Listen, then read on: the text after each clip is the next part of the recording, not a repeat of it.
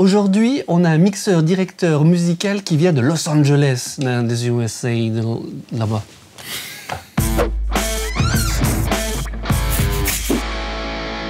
Bonjour et bienvenue à l'Académie du Gros Son. Je suis Gérald. Et moi c'est André. Donc aujourd'hui nous avons Jonas Jallet, c'est ça hein? Exactement. Jallet, ça dépend en fait si tu parles à nous ou si tu parles à ses clients, que eux ils sont la plupart du temps américains ou anglais, ou enfin en tout cas anglophones, parce que Jonas travaille à LA, il travaille à Los Angeles. Il a bossé avec notamment Ava Max, avec Jason Mraz, avec Bishop Briggs, avec Labyrinthe, Adam Lambert, pour n'en citer que quelques-uns. Dans sa longue carrière de maintenant quoi, 25 ans, il a été guitariste en tournée, il a été directeur musical, donc là c'est ce qu'il fait principalement, il est aussi mixeur pour plein de gens, il fait un peu de tout ce qui touche à la musique, des manières techniques, des manières créatives, il fait plein de choses et il a plein de choses super intéressantes à vous dire, à raconter un peu comment est-ce qu'il approche tout ça, avec quoi, avec qui il travaille, comment il travaille, quel matériel il utilise, quelles sont les choses importantes à garder en tête si vous voulez faire carrière dans la musique, surtout justement à ce niveau A-lister, comme on dit avec les plus grands noms.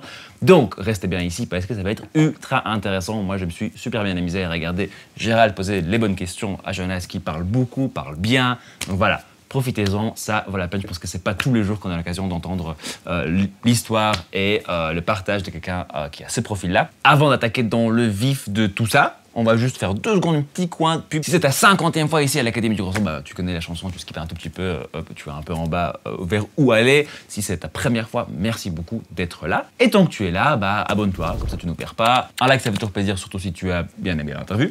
C'est vraiment cool. Et surtout, va sur notre site web parce que là-dessus, tu peux te inscrire avec ton adresse email. Le site, c'est www.academiedugrosson.com/bonus. Là-dessus, tu t'inscris avec ton adresse email et tu reçois tout de suite pas mal de petits cadeaux, bonus, tout ça. Voilà, je t'embête plus avec ça. On part tout de suite vers LA. Enfin, en fait, non, pas vraiment. On sera ici à Namur, à Wild, en Belgique. Mais lui, il vient de LA rien que pour toi. Du coup, voilà. Place à l'interview avec Jonas Jallet. Salut Jonas, merci beaucoup d'avoir répondu à notre appel et de venu exprès de Los Angeles, exprès pour l'Académie du Gros Son. En fait, je rigole, je vais faire une petite parenthèse avant qu'on commence pour les académiciens et académiciennes. Jonas est en fait un ami de longue date et habitait à l'époque dans la région où j'ai installé mon studio. Et on a la chance qu'il revient une fois de temps en temps faire coucou à la famille. Et donc on a profité pour l'attraper parce que c'est quelqu'un qui a un parcours super intéressant et qui va nous apprendre plein de choses. Donc merci d'être venu. Alors première petite question pour qu'on apprenne un petit peu à te connaître. Tu sais nous expliquer un petit peu ton parcours. Il y a un moment où tu t'es dit tiens ça a l'air d'être cool la musique et puis t'es arrivé là où t'en es maintenant. Donc si tu sais un petit peu nous expliquer les grandes étapes de tout ça. Ok, t'as le temps? On a la journée. Ok. Alors, donc j'ai en effet grandi dans notre... Je sais pas si tu parles de Namur. T'as le droit de dire où on est? Oui, on peut dire où on est. Dans la région. Donc grandi en Belgique, ouais. En Wallonie. Et en fait, moi j'étais... comme plein de jeunes à l'époque, je faisais de la guitare, j'avais mon cher père jouait de la guitare, était dans des bands, ce genre de choses-là. Et donc moi, il y a un moment, j'ai pris la gratte, je me suis mis à jouer. Je crois que je n'étais pas spécialement doué au départ, comme tout le monde, mais j'ai vraiment bossé, je m'y suis mis. Et ça m'a toujours bien plu, c'était vraiment mon échappatoire jouer de Kurt Cobain, c'était vraiment ce que je voulais faire. Par contre, mon père m'a acheté une 335 avec les cordes, la première guitare, pas top pour Smell Like Teen Spirit, c'était pas génial. Après avoir fait, donc j'ai été dans une école, j'ai eu quelques cours en Belgique de guitare, un niveau assez correct, mais bon, voilà, la Belgique forcément avait ses limites. Je savais pas trop ce que je voulais faire, donc j'étais à l'école en secondaire et je suis un peu à regarder ce qui se passait en Belgique. Il y avait 2-3 écoles, il y avait le Jazz Studio à Anvers, il y avait l'Académie de Jazz. Et moi, c'était pas trop mon trip, ce style de musique-là. Moi, le jazz, c'était pas vraiment... J'avais d'ailleurs, j'ai ce fameux souvenir d'aller à une jam de jazz à Bruxelles avec mon papa et j'ai débarqué avec une 7 cordes. Ils m'ont mis sur scène avec le Real Book et ça a fait... c'était pas top. Fin de ta carrière de jazzman. Voilà, je me suis vite rendu compte que c'était pas trop pour moi. Et il y avait une connaissance qui m'a dit écoute, j'ai entendu parler d'une école à Londres, faut bien... Enfin ça c'était en 2000, on était quoi, 2002 donc c'était avant avant les social media, Facebook, tout ça, ça n'existait pas. Donc, même en ligne, enfin, ce genre de truc. Pas beaucoup d'infos. Voilà, très peu d'infos. Elle me dit, j'ai trouvé cette école, c'est à Guildford, à plus ou moins donc, 1h30 de Londres. Regarde, c'est pop rock, je sais pas si ça t'intéresse. Et je regarde le truc, et je me dis, ah ouais, ça a l'air de mieux me convenir. Et j'ai envoyé à l'époque, c'était une cassette. Donc c'est pour te dire, ça date, une cassette d'audition à ce moment-là, et il demandait, je pourrais jouer 2-3 bazars, j'envoie la cassette et j'ai eu une place. Okay. Et donc je suis parti à Londres, donc j'avais 17 ans moi, donc j'ai terminé mon bac, ma réto, suivant le pays dans lequel on vit. Et voilà, tout seul à 17 ans, avec ma guitare sur le dos, je suis parti donc dans cette ville Guildford, près de Londres, et j'étais dans cette école qui s'appelle le ACM. Et c'était une super chouette école, plutôt basée sur la pratique. Donc c'est pas universitaire, hein, c'était plutôt, je sais pas quel est l'équivalent, mais c'était plutôt basé sur la pratique. Et j'ai fait 1 an là-bas. J'ai eu des super profs, c'était vraiment une chouette expérience. Je parlais pas du tout anglais, donc ça c'était le choc aussi. Mais il faut pas oublier qu'il y avait ça aussi. Hein, en partant, je me dis ça va aller. J'ai eu l'anglais à l'école. Je suis arrivé, je captais pas un mot, je connaissais personne forcément. Mais je me rappelle la première fois que je suis arrivé dans mon cote. Donc on avait trouvé un cote en ligne avec mes parents. Je suis arrivé, j'ai frappé sur la tête. Il y a un mec qui m'ouvre la porte que j'avais jamais rencontré, j'avais jamais vu la chambre. Le mec avait un gros pétard en main. C'était le squat. Le choc. Ouais, le choc un peu. Wow, j'arrive à 17 ans. Hein. Et donc voilà, je me baladais avec mon petit dictionnaire. Il n'y avait pas de Google Translate à l'époque, donc c'était le Google Translate analogue. Voilà, en papier. Je regardais mes mots, je pointais. Enfin voilà. Et bon, 6 mois après, je commençais à me démerder. Et donc ça m'a bien plu en fait. L'esprit anglais, j'ai capté qu'il se passait quelque chose là-bas. Je me dis je vais rester un peu plus longtemps, en sachant qu'à ce moment-là, j'avais pas vraiment d'attente par rapport à la musique. Je savais pas ce que je voulais faire. Encore une fois, il n'y avait pas vraiment d'informations comme il y a aujourd'hui. Donc je savais pas ce que c'était vraiment un musicien de session. Je savais pas c'était quoi un producteur. Je savais pas c'était un ingé son plus ou moins, mais on capte pas grand-chose à cet âge. Enfin, moi, je captais pas grand-chose à cet âge. Peut-être qu'il y en a d'autres qui sont plus illuminés que moi. Mais moi, à ce moment-là, je captais pas trop. Et en sortant de là, donc j'ai fait une chouette année, un bon niveau. Ça allait. J'ai réussi tous les cours pratiques. J'ai réussi aucun des cours écrits. Je me suis complètement planté, vu le niveau d'anglais. Mais grâce aux pratiques, ça a fait que j'ai pu réussir mon année. Et puis je me suis mis à bosser, j'ai fait tous des petits boulots sur le côté, comme plein de musiciens. Hein. J'avais 18 ans, donc Starbucks, je sais pas, tu dois biper le Starbucks. C'est pas grave. J'ai fait tous les magasins, tous les trucs, tu sais, barman, tout le truc que tu fais à 18 ans, j'avais 3 boulots. Et sur le côté, forcément, je faisais des concerts, j'étais dans des groupes. À l'époque, j'avais rencontré une chanteuse que tu as rencontrée, Erika, une super cool.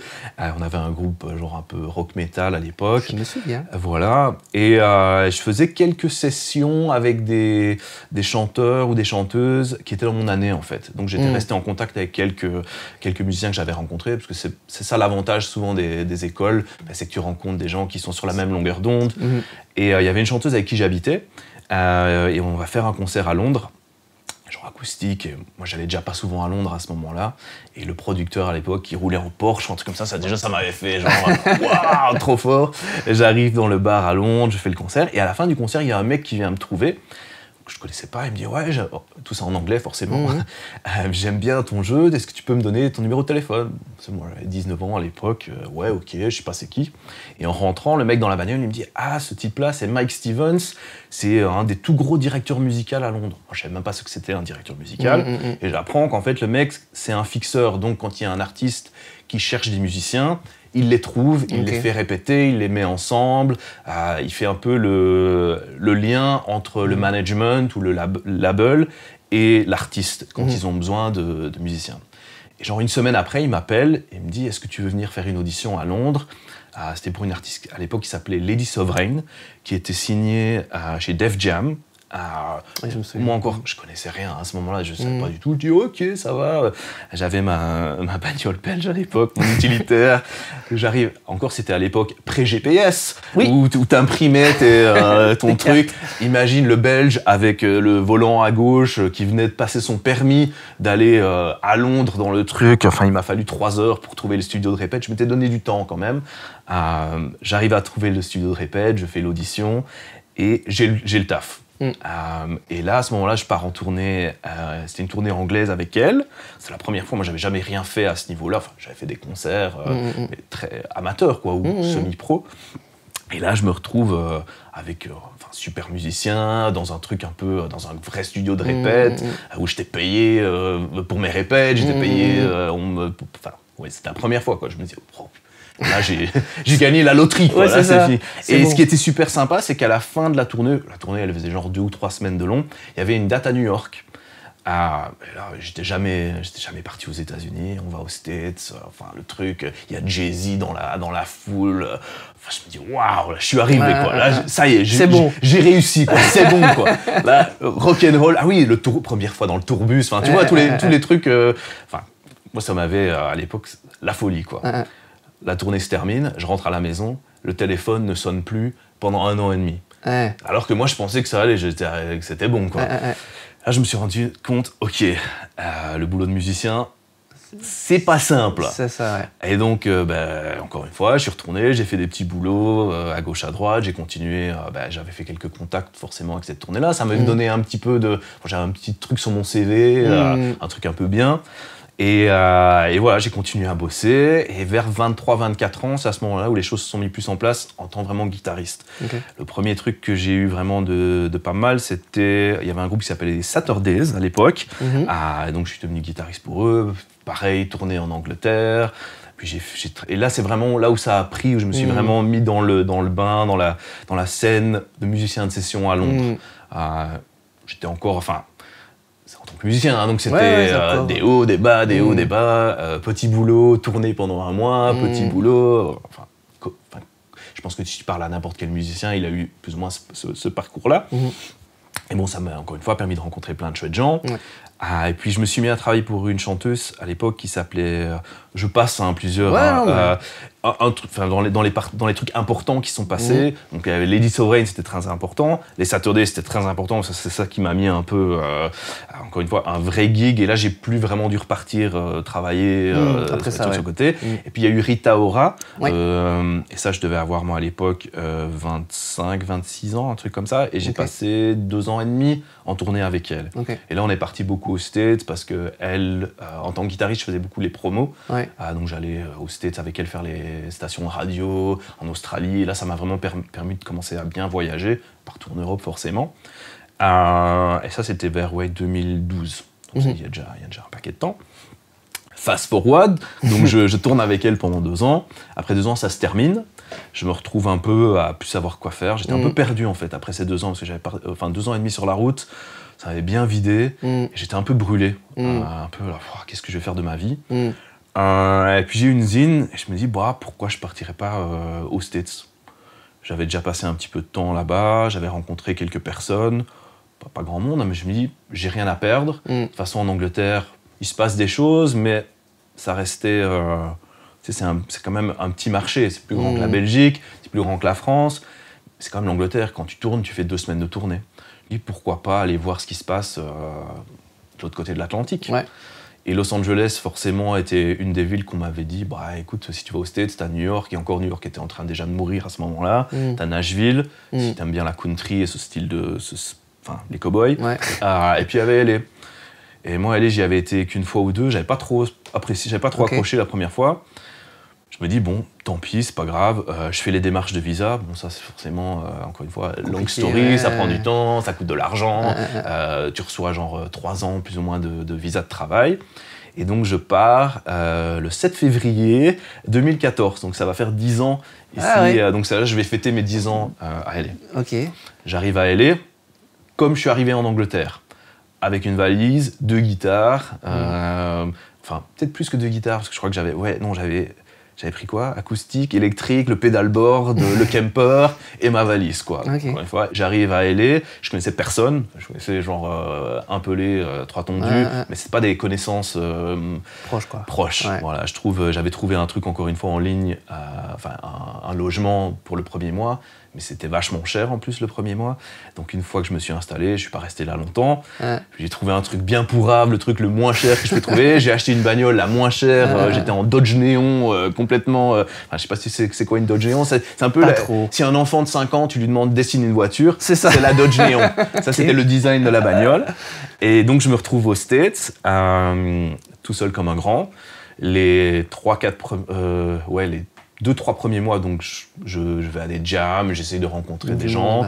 À ce moment-là, j'avais 29 ans à l'époque, donc je me disais, est-ce que la guitare... Je me posais déjà un peu des questions de savoir est-ce que je voulais continuer à tourner, est-ce que je voulais être musicien de session. J'essayais un peu de me trouver, tu vois, j'étais un peu, comme je dis, un peu brûlé, un peu burn-out de la tournée, d'avoir fait ça pendant 10 ans. Et j'ai passé beaucoup, j'ai résumé quand même. Bien sûr, il y a eu plein de, comme souvent, des hauts, des bas, donc, j'étais un peu fatigué.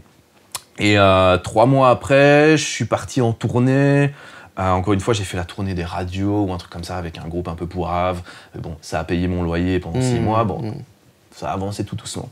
Puis j'ai un coup de téléphone qui a vraiment changé. Tu vois, c'est marrant avec la musique, c'est vraiment un coup de téléphone, comme le mec qui est venu me voir au concert, au premier concert. Un coup de téléphone au mois de septembre 2014. C'est un batteur, directeur musical qui s'appelle Carl Brésil, un Anglais qui joue avec Robbie Williams, super cool. On s'était rencontrés en Angleterre, je sais plus qu'on avait bossé une fois ensemble. Le courant s'était bien passé. Il m'appelle, il me dit écoute, je sais que tu as déménagé à LA, j'ai besoin de quelqu'un d'aller babysitter un groupe de rock qui s'appelle 5 Seconds of Summer. Qui à l'époque était en train d'exploser. Et c'est un groupe qui avait fait la première tournée, qui avait fait la première partie des One Direction à l'époque, et qui partait en tournée, mais c'était des arènes, quoi. C'était entre 5 et 10 000 personnes. Il dit, moi je sais pas aller à LA, j'ai besoin de quelqu'un sur place, parce que c'est un groupe, donc ils ont besoin parfois d'un petit peu... moi je savais pas trop j'avais déjà bossé avec quelques directeurs musicaux à l'époque, donc je savais plus ou moins à quoi m'attendre, mais c'est un petit peu différent avec des musiciens de session ou avec un groupe. Avec un groupe, c'est une dynamique un petit peu différente. Et donc, je vais au studio de répète. C'est un studio de répète qui s'appelle Center Staging à LA, qui est le truc commercial. Tu vois pas vraiment des trucs ici comme ça, vraiment le zoning industriel de studio de répète. C'est un truc énorme. Et j'étais censé être là pour 2 jours, juste pour babysitter le truc. Et en fait, le courant s'est super bien passé. Et 2 jours s'est transformé en 1 semaine, en 2 semaines. Et en fait, je suis resté avec eux et ça m'a permis de rencontrer leur management et leur label. Et à partir de là, au mois de décembre, ils m'appellent « Ah, on a un autre groupe sur le même label, on a besoin d'un directeur musical à LA, est-ce que ça t'intéresse ?» Et là, en fait, c'est comme ça que les choses se sont mises en place. Et à partir de ce groupe-là qui s'appelait E-Violet, qui faisait la première partie des 5 Seconds of Summer, donc ils partaient en tournée genre 6 mois, ils faisaient une tournée mondiale. Et donc moi, je m'occupais de la direction musicale. Direction musicale, pour donner un petit peu d'explication derrière. J'allais te demander une petite idée, parce que c'est pas des choses qui sont forcément fort connues. Non, on entend souvent directeur artistique. Directeur musical, encore une fois, la dynamique, ça varie suivant le projet. Si c'est un artiste, pas un groupe, donc je sais pas moi, Rita Ora par exemple, elle part en tournée, elle a besoin de musiciens. Donc moi, mon boulot en tant que directeur musical, c'est de proposer un choix de musiciens au label, à l'artiste. Donc voilà, j'ai ces 3 guitaristes-là, t'aimes bien leur tête. C'est tous des gens qui jouent bien, hein, forcément. Ça se fait à la tête à ce moment-là. Hein. Vraiment, il n'y a rien à faire. Parce que quand tu proposes un musicien pro, c'est tous des mecs que moi je connais ou des gens, je sais, qui jouent bien. Et que la personnalité est cool, c'est ça aussi. Qui est professionnel, qui a un bon état d'esprit. Quand tu mets un groupe ensemble, quand tu proposes des musiciens, je propose des pairs que je connais, tu vois, que je sais bien qu'ils vont bien s'entendre, parce que les musiciens...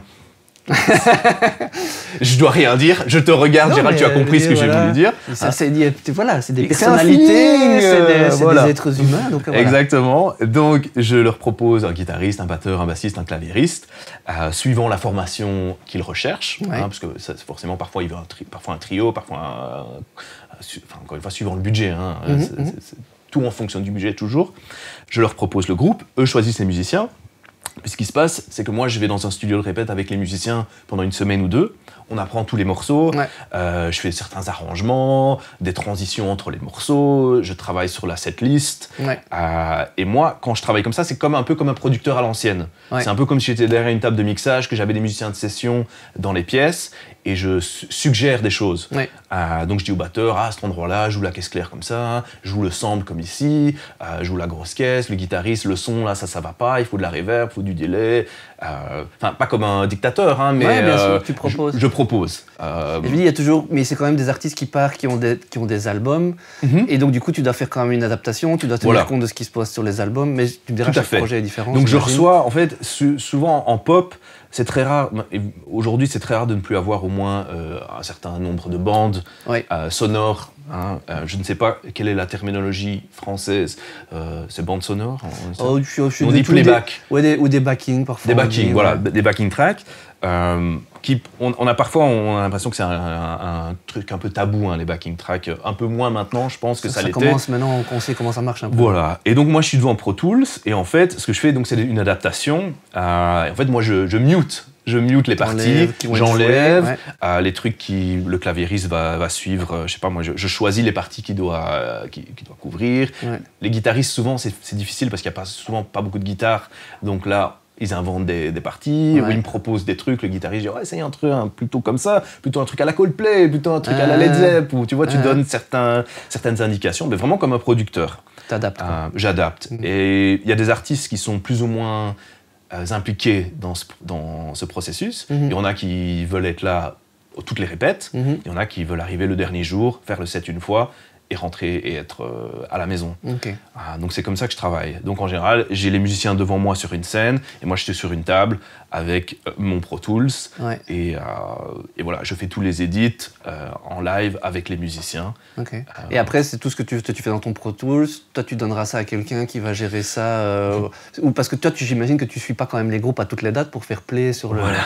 Je suis pas playback tech, comme on appelle ça chez nous. Okay. Et playback tech est très respecté. Hein. Playback tech, c'est un métier. C'est vraiment un métier à part entière. Je l'ai déjà fait parce que parfois, surtout pour des shows télé, des trucs où il faut pas. Moi, je ne tourne plus, donc je ne voyage plus. Je vais parfois, comme je disais à André tout à l'heure, les 2-3 premières dates pour être sûr que tout se passe bien. Ouais, pour roder un peu. Voilà, parce qu'en tant que directeur musical, moi, je travaille aussi avec le sonorisateur. Je travaille aussi avec le mec qui fait les retours. Je travaille aussi avec le backline tech. Oui, tu diriges un peu. Je dirige un peu, en fait. Voilà, tout ce qui est musique, je m'en occupe. Et puis, je travaille aussi avec l'éclairagiste et avec le directeur créatif pour que tout soit synchronisé. Donc, on travaille ensemble pour qu'il y ait un point commun. Donc, moi, par exemple, j'envoie du timecode à l'éclairagiste pour que tout soit syncé, synchro. Pareil avec s'il y a du content, s'il y a des vidéos, s'il y a des... Donc, il y a tout des engrenages, en fait. Et moi, je fais partie d'un des... donc, en général, tu as un directeur créatif au-dessus. Et puis, tu as tous des gens comme moi. Et moi, mon domaine, c'est le domaine musique. Tu es le chef d'équipe de la partie musique. De la partie musique et audio. Ce qui est... Enfin, moi, ça me plaît beaucoup. Et donc, comme tu disais, avec le Playback Tech, oui, une fois que j'ai fait les arrangements dans mon Pro Tools, moi, j'aime pas utiliser Pro Tools pour les bandes sonores. Je trouve pas que c'est un logiciel... je trouve qu'il y a mieux. Si c'est, par exemple, un des musiciens qui doit faire play, j'utilise un software qui s'appelle QLab, qu'on voit souvent dans le Broadway, dans tout ce qui est monde du théâtre. Parce que c'est un truc, je pourrais apprendre à ma mère comment l'utiliser. C'est vraiment, ça ressemble à iTunes, où tu as juste le nom des chansons et c'est play ou stop. Il n'y a pas d'editing, il n'y a rien. Tu drops tes stems dedans, tu dis où tu veux que les stems sortent. Souvent, nous, on fait, en général, il y a plus ou moins 8 stems stéréo et 4 stems mono. Donc les 8 stems stéréo, ça va être de la percussion, basse, musique, chœur, parfois des lead double si le chanteur a besoin d'un peu de support. Et puis après, un clic mono, ce qu'on appelle nous un slate mono, donc des comptes 1, 2, 3, 4, le nom de la chanson. Puis alors je fais un clic en général séparé pour l'artiste, un clic qui vient et qui part, juste dans les endroits où il en a besoin. Ça, c'est moins intrusif. Voilà, moins intrusif. Et aussi, pour le chanteur, il a son slate personnel. Donc, parce que pour pas que ça l'embête d'avoir le band a peut-être besoin de comptes à des endroits différents. Et donc, une fois que j'ai exporté, ça se met dans QLab. ou dans Ableton si j'ai un playback tech. Ouais. Donc si j'ai une personne qui s'en occupe. Qui maîtrise un peu, qui va pas foirer le truc en chipotant Voilà. dedans. Ouais. Et ou chipoter dedans. Mais c'est vraiment ça. Ouais. Je peux pas faire confiance. Alors ce qui est bien avec enfin, j'adore les musiciens que j'ai qui travaillent, mais tu peux pas toujours. Faut vraiment des gens que tu connaisses bien, parce que t'as toujours quelqu'un qui dit ah non mais moi je sais faire. Et puis alors t'as le coup de téléphone à 2h du matin, tu te fais engueuler. Alors que voilà. Et c'est ta responsabilité. C'est ma responsabilité. Ouais. Et comme je te disais tout à l'heure, j'ai souvent moi des Dropbox qui sont syncés. Donc par exemple si l'artiste a besoin d'un changement, parce que ça arrive, hein, ouais dans cette chanson là, l'outro elle est trop courte. Demain soir on joue à tel endroit, on aimerait bien faire un truc différent. Et donc moi je le fais le matin à la maison à LA.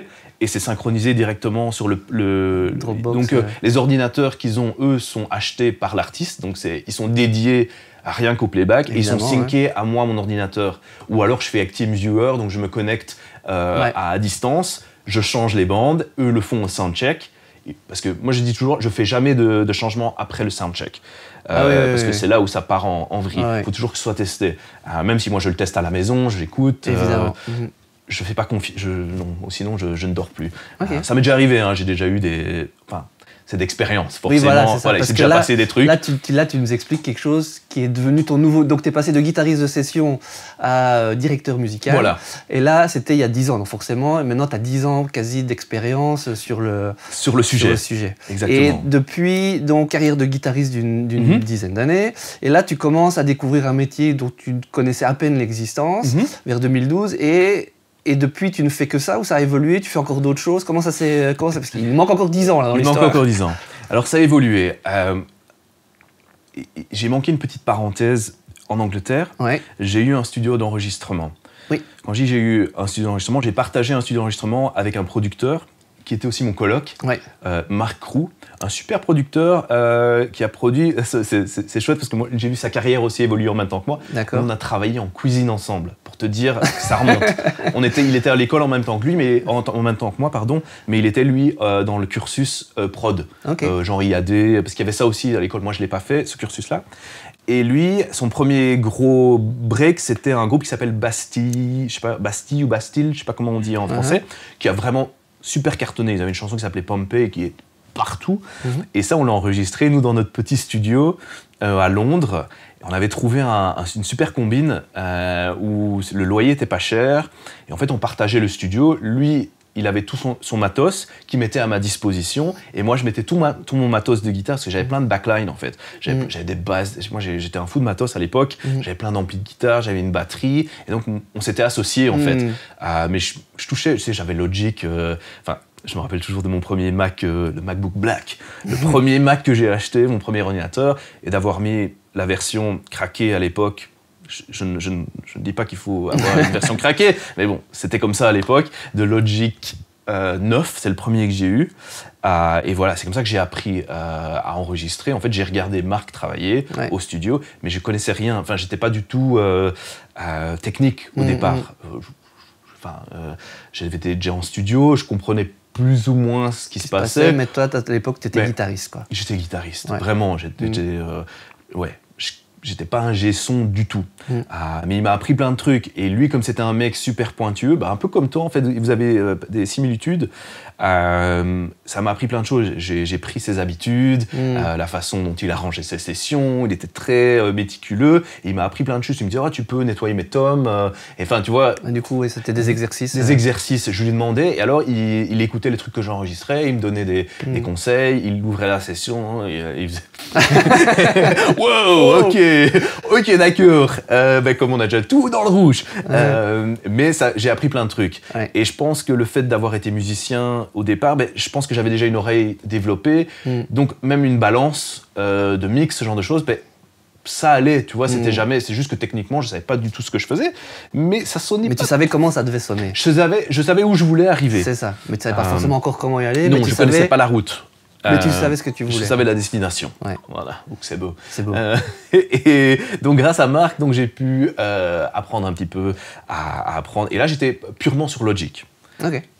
Mais c'était moi plutôt juste pour m'enregistrer à la maison ou juste parce que faire des compos, des petites démos, ce genre de choses-là. C'était vraiment à ce stade-là. J'ai eu aussi un BR 1180 avec un CD, tu vois, je sais bien que ça date, mais ça c'était mes premiers outils. Voilà. J'ai eu ça avant Logic, donc il y avait quand même d'abord ça, le 4 pistes de mon père, le Tascam, le BR 1180, Logic avec une interface que Marc m'a donnée, sa vieille interface. Ok, voilà. À partir de là, à LA, donc toujours sur Logic, quand j'ai commencé la direction musicale, j'avais déjà quand même, je me démerdais, mais j'ai dû commencer à apprendre un peu plus. Je me suis. On t'a pas demandé tout de suite de faire ces histoires de bande. Les premiers gigs que tu as eus, on t'a juste demandé de babysitter. Voilà. Mais très vite, à un moment, on t'a demandé de commencer à faire ces fameux arrangements. Voilà, les edits et tout ça. Les fameux backings. Ok, là tu t'es dit. Mais j'ai su le faire sur Logic, il n'y avait pas de problème. Okay. Et comme j'étais. Mais ça va, j'avais encore. J'ai pu adapter assez facilement. Okay. Et puis moi j'aime bien, j'aime bien les templates, j'aime bien arranger les trucs, je suis assez organisé. Okay. Comme quand je faisais des pédalboards j'ai soudé, tu vois. Non, j'aimais bien tout ce genre de trucs-là. Donc en fait ça me convenait bien, le routing, tout ça, c'était un truc qui me fascinait. Et donc, mais j'étais toujours sur Logic à ce moment-là. Fast forward, je continue en tant que directeur musical, je rencontre des gens à LA, je bosse, les choses se passent bien. En 2017, j'ai un pote à moi, un autre producteur, Andrew Wells, qui m'appelle, qui me dit écoute, lui, en tant que producteur, ça commençait à bien se passer pour lui. Donc il commençait à avoir pas mal de boulot, mais il était un peu débordé. Il me dit je cherche quelqu'un pour genre un assistant en fait, tu vois, pour m'aider un peu quand je dois aller enregistrer des voix, ce genre de choses-là. En sachant qu'à ce moment-là, lui, il travaillait sur l'album de Meghan Trainor et de Jason Mraz à l'époque. Donc déjà, des trucs, ce qu'on appelle, nous, un A-level, quoi. Ouais, bien sûr. Ouais. Et je vais le voir au studio, c'était à East West, je sais pas si j'ai entendu parler de ce studio-là, donc on se fait un petit meeting, un petit café. Lui, vachement plus jeune que moi, c'est un gamin, en plus il a 10 ans de moins. Et on s'entend super bien. Hein. C'était lui aussi un guitariste au départ et qui s'est mis à la prod. Et donc, on boit un café et il me dit, mais en fait, toi, moi, ce que je recherche, c'est un peu tous les trucs que toi, tu fais, tu vois. Je dis, écoute, pourquoi pas, je veux bien t'aider, si tu veux, moi, ça m'intéressait. Par contre, je travaille pas vraiment sur Pro Tools. Mais, moi, je suis sur Pro Tools, tout ça. Et donc, le soir même, je me dis, je vais acheter Pro Tools. Donc, j'achète Pro Tools en 2017. Pendant un mois, je jette Pro Tools tous les jours, j'apprends, je regarde tous les tutos possibles, inimaginables. Et un mois après, je suis à East West, en train d'enregistrer Meghan Trainor sur Pro Tools, en n'ayant jamais fait ça. Le truc avec 10 personnes dans la pièce derrière, qui sont comme ça derrière toi, à une vitesse que j'avais jamais enregistré comme ça, moi. Hein, tu vois, j'étais toujours très cool, quoi, tu vois. Et là, d'un coup, c'est pac, tu vois, ça allait à fond les ballons. Jeter dans le feu, comme on dit. Voilà, j'étais dans le fond. Je t'ai passé quelques détails aussi. Les 2 années avant, c'est vrai que je commençais déjà à pas mal toucher Melodyne et ce genre de choses-là, parce que c'est vrai que quand on faisait du live avec des plateaux télé, ce genre de trucs-là, je devais parfois retoucher des voix, tu vois, ce genre de choses-là qui se fait quand même pas mal. Je sais pas si ça se fait ici ou pas, mais j'imagine que c'est pareil. Légèrement, hein, mais il y a moins de live télé, je pense, oui, c'est vrai de l'autre côté que ce qu'il peut y avoir. Il y a moins de live télé. Et donc j'avais déjà un peu ces compétences-là. Et donc j'ai travaillé donc, pour Andrew pendant 1 an. Et là, c'est vraiment là où en fait, j'ai commencé à travailler sur des projets énormes avec des mecs, avec Tony Marizerati, avec Serban Guinea, qui mixaient les morceaux que Andrew produisait. Mais moi, en fait, je m'occupais de tout ce qui était limite l'administratif, mais aussi toutes les révisions. Donc la chanteuse ou le chanteur me disait ah ouais, là tu sais changer le mix, tu vois, parce qu'on fait toujours des prémix avant que ça parte chez Maserati ou machin. Les rough mix, on dirait les rough mix pour certains. Voilà, les rough mix, exactement.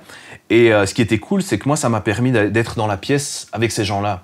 Tu vois, parce qu'il y en a beaucoup qui sont à LA, et donc quand on faisait du mix, comme moi ça m'a toujours intéressé, je sais pas, je peux venir pour faire les révisions, et donc j'essayais de pas faire le casse-couille, mais bon, je demandais quand même les questions, je regarde, tu fais comment, comment t'écoutes ça, et de voir vraiment comment ça se passait à ce niveau-là. Et de fil en aiguille, forcément, t'apprends des choses, t'appliques les choses à la maison. tu commences un peu à comprendre un peu plus ce qui se passe. Et je faisais déjà des rough mix qui étaient corrects, puisque à ce niveau-là, tu peux pas faire un rough mix. Tu vois, il faut déjà que ça sonne comme un album. C'est ça, oui, il faut déjà le truc avec toutes les intentions finies, machin, et le mixeur, il va juste c'est 10%. Il va faire le truc, voilà. C'est 10%, le mixeur final, ou parfois 5%. Ouais. Quand tu envoies le mix à Tony ou à Serban, il est déjà, tout a déjà été approuvé. C'est limite, c'est vraiment le détail, la petite couche de finesse, un peu plus de place dans le mix, mais il faut déjà que ça sonne grave. Et ça, Andrew était assez dur avec moi au départ, parce que j'étais pas...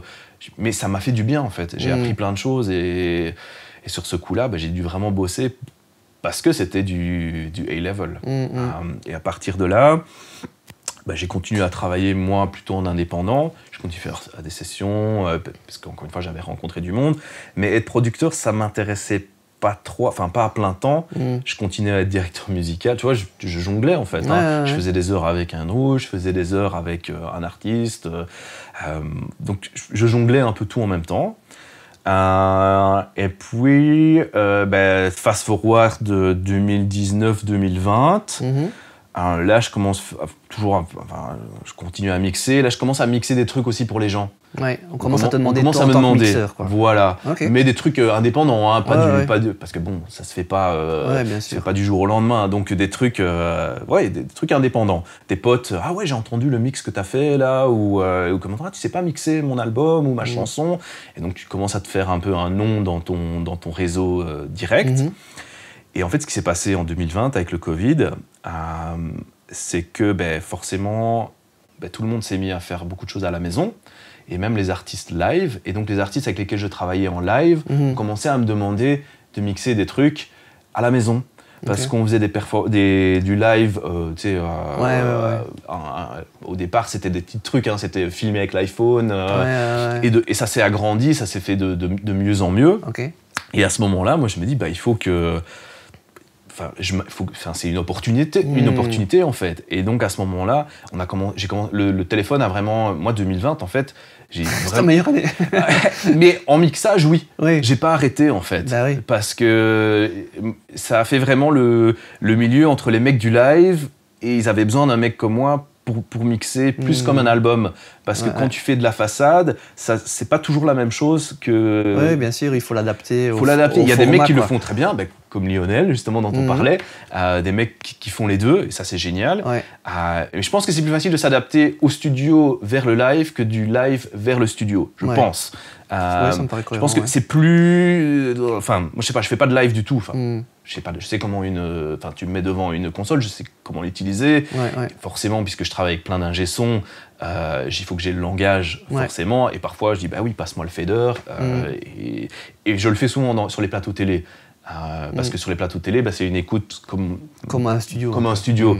Évidemment, c'est sur une console souvent, parce qu'il faut l'accès direct. C'est des consoles différentes, parce que c'est des consoles de broadcast, donc c'est un petit peu différent. Mais j'ai le doigt sur le fader, quoi. Je peux...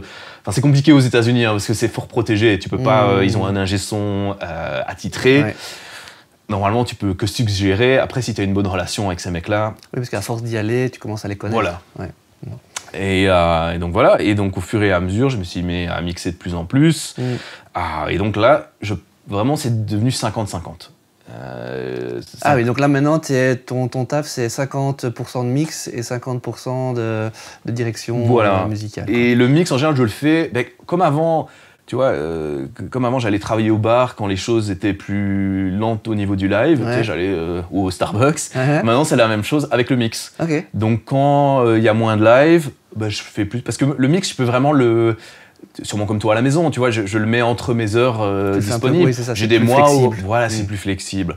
Bon, après, je fais pas mal de production de voix aussi. Ça forcément... T'as chopé l'heure et j'ai chopé le truc, donc j'ai pas mal de gens qui m'appellent, qui viennent soit à la maison. Moi, je préfère enregistrer à la maison parce que mon setup, il est vraiment très cosy, les gens aiment bien, il y a les chiens, c'est très relax. Bon, de temps en temps, tu as des artistes qui aiment bien justement aller à East West ou je sais pas moi, peu importe le studio East West, j'aime bien parce que c'est un de mes studios favoris, mais à la maison, c'est cool aussi. Mais même maintenant, c'est cool parce que j'ai des gens, des artistes qui normalement, tu les verrais plutôt, c'est quand tu as Adam Lambert dans le divan avec le chien et qui est là. Enfin, c'est cool. Ouais. C'est vraiment chouette. C'est marrant comme ça, comme les choses ont évolué au fil du temps. Ouais.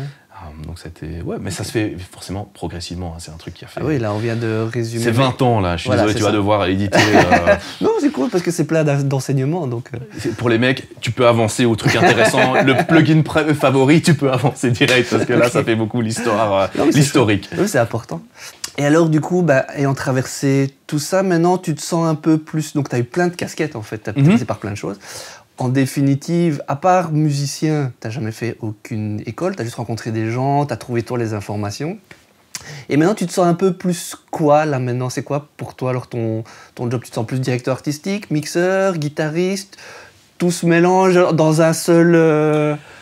Ok. Alors, moi, l'endroit où je suis le plus à l'aise, clairement au studio. Okay. Moi, j'aime bien être tout seul. Hein. Okay. J'aime bien être dans mon petit cosy à la maison, avec les chiens. Il y a plein de chiens chez moi. Okay. 4 pour l'instant. Les petits comme ça. Les petits chihuahuas de merde, ça c'est chez moi. C'est ta spécialité. Donc moi, j'aime bien le terme finisseur. Ok. Moi, j'aime beaucoup quand les gens viennent avec un morceau qui est 80% fini et qui ont besoin pas seulement d'un mix, mais aussi d'une petite touche en plus. Ah ouais. Ça, j'adore. Parce que ça, c'est cool parce que c'est un peu plus libre. Je peux me faire un peu plus plaisir. Je peux proposer des trucs. Parce que maintenant, en tant que mixeur, moi, je m'en rends compte de plus en plus, je suis vraiment très fidèle au rough. Et je demande toujours d'ailleurs aux clients comment est-ce que vous êtes attaché, qu'est-ce que vous attendez. Mais en général, je ne dévie pas trop de ce qu'ils aiment parce que ça sert à rien, tu perds ton temps. Et d'ailleurs, c'est pour ça que je demande souvent des stems, moi. Je demande rarement du brut. Je demande souvent, sauf la voix, parce que je suis devenu assez... une de mes compétences, je pense, c'est de tuner des voix. Ça, c'est vraiment un truc où je pense que je maîtrise bien. Après, je le fais vraiment depuis longtemps. Et je pense que le fait d'être musicien, justement, il y a une certaine finesse qui a pris... longtemps, forcément. Mais ça, c'est un truc où je suis vraiment à l'aise. Okay. Mais je me vois, oui, plutôt en tant que finisseur. Okay. Et... producteur de live. Je préfère ça que directeur musical, ça veut rien dire. J'ai l'impression d'être plutôt dans comme je disais, un peu producteur à l'ancienne. Je pense que moi, ma force, je pense que j'ai pas trop un mauvais goût. Okay. Je pense que le goût est tout. C'est ça. Que ce soit dans le mix, que ce soit dans la prod, que ce soit dans le live. Si tu as du goût... Tu peux avoir tout le matériel du monde, toute la technique du monde, si tu sais pas faire quelque chose avec, ça sert à rien. Si t'as pas bon goût... Si tu sais pas où tu veux aller, où tu dois aller... Comme un chef, comme un cuistot. Tu peux avoir tous les ingrédients, le meilleur, le homard, le machin. Si tu goûtes pas et si t'as pas bon goût... C'est trop salé ou pas assez... ça va pas le faire. Okay. Et là, je pense que c'est là où moi j'essaye de... C'est dur de se spécialiser en fait, parce que j'aime bien les deux mondes. Okay. Et c'est chouette quand de temps en temps je travaille avec des artistes où les deux mondes se recoupent. Et alors ça c'est chouette. J'en ai quelques-uns maintenant où le live commence à se mélanger aussi avec le studio, avec le mix. Et là c'est vraiment, là c'est mon bonheur. Là c'est vraiment mon kiff. Cool. Parce qu'on passe de l'un à l'autre et il y a vraiment un partage où tu te sens, tu te sens vraiment, tu utilises toutes tes compétences en même temps. Et ça c'est chouette. Et tout ça a été handicapant de pas faire de, parce que voilà, tu as commencé à un moment où il y avait moins d'internet, moins d'informations que maintenant qu'on trouve sur le net. T'as eu tu nous as un peu parlé, mais est-ce que tu as eu des mentors, des choses qui t'ont vraiment permis d'apprendre, ou tout simplement, toi, c'est vraiment à chaque fois, ça a été, tu as dû apprendre directement sur le tas, t'as pas eu tout l'aspect forcément théorique et machin, t'as pas fait d'école et ce genre de trucs, pour l'aspect son, production et tout ça, mais t'as appris sur le terrain. Est-ce que tu trouves que c'est un handicap ou une force, ou c'est comme ça en fait? Je pense que c'est comme ça. J'ai eu de la chance d'avoir rencontré des personnes clés, que ce soit Marc dont je t'ai parlé, il y a aussi Jesse Hoff qui fait des amplis Lazy J, je sais pas si tu vois, Lazy J en français pardon, qui lui m'a appris, c'était dans l'électronique. Et c'est con à dire, mais d'avoir appris l'électronique, d'après à souder, j'ai fait c'était en gros, c'est quand on disait les petits boulots. Lui c'était un cool, j'allais chez lui fabriquer des amplis guitare, il fait des amplis guitare à la main et je travaillais à côté de lui, donc je copiais ce qu'il faisait, quoi. Il m'expliquait, c'est un peu, lui c'est comme la famille, quoi. C'est comme un oncle, Jesse, donc quelqu'un comme ça. Et en fait moi j'ai l'impression que parfois c'est plus facile d'expliquer en direct avec quelqu'un que de lire la théorie. Après je me suis tourné vers la théorie plus tard. Donc j'ai lu après, mais limite je suis devenu, j'ai lu sur la physique, sur l'acoustique, parce qu'on n'est pas encore parti là-dedans. Non. Mais ces dernières années, alors, on va en parler. ouais, là je suis passionné quoi. En fait, moi j'aime bien apprendre, je pense. Et quand il y a un truc qui m'emballe, donc par exemple en musique, enfin c'est pas que la musique m'emballe moins, mais en guitare, t'as un peu fait le tour à un moment. C'est un peu comme avec, on parlait tout à l'heure avec les plugins. Il y a un moment où tu te rends compte qu'en fait c'est le pilote et pas la voiture. Et moi je pense qu'il faut pas avoir peur de poser des questions. Et j'ai eu de la chance encore une fois d'avoir des gens qui ont pu me donner aussi un retour. Tu vois, donc quand j'avais un mix ou quand je faisais un truc, de pouvoir le renvoyer et d'avoir un feedback. Je me rappelle toujours, au tout début où j'étais à LA, j'avais rencontré justement un ingé son. Je lui avais envoyé un mix à entendre. Donc c'était en 2014, un truc comme ça, 2015, quand j'essayais encore de faire un peu de la prod à la maison. Et alors il m'avait dit un truc qui est resté avec moi, c'était, il parlait de reveal, de révélation. Dans un mix, il me dit, il n'y a pas de reveal, donc tout ton mix est comme ça, tu vois, linéaire. Et donc, oui, parce que t'as un arrangement peut être, lui, pas linéaire, mais le mix n'est pas obligé d'être linéaire aussi. Tu vois, il m'expliquait, ouais, à cet endroit-là, par exemple, dans ton couplet, moins de basse que dans ton refrain, où il faut que ce soit plus de width pendant le refrain. Tu vois, tout ce concept-là.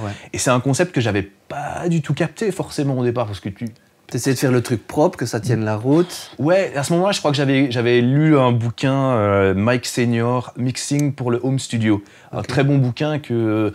Et alors, le mec, il explique bien, et tu fais tout par étapes, tu vois. Et ça m'avait beaucoup aidé, ça m'avait donné un peu de structure par rapport au mix. Et comme on disait, encore une fois, un truc dont on parlait tout à l'heure, c'est vrai que si tu retournes un ancien mix, une ancienne session, j'ai gardé plein de trucs. Et donc, des vieilles sessions de Logic, j'ouvre ça. Tu vois, il y a des compresseurs surtout qui font rien. Il n'y a pas une aiguille qui bouge. C'est juste du gain en plus. C'est une catastrophe. Mais ça se fait vraiment, il n'y a que l'expérience et que d'écouter. Mais maintenant, c'est vrai qu'il y a beaucoup d'informations et ça, il y avait moins avant.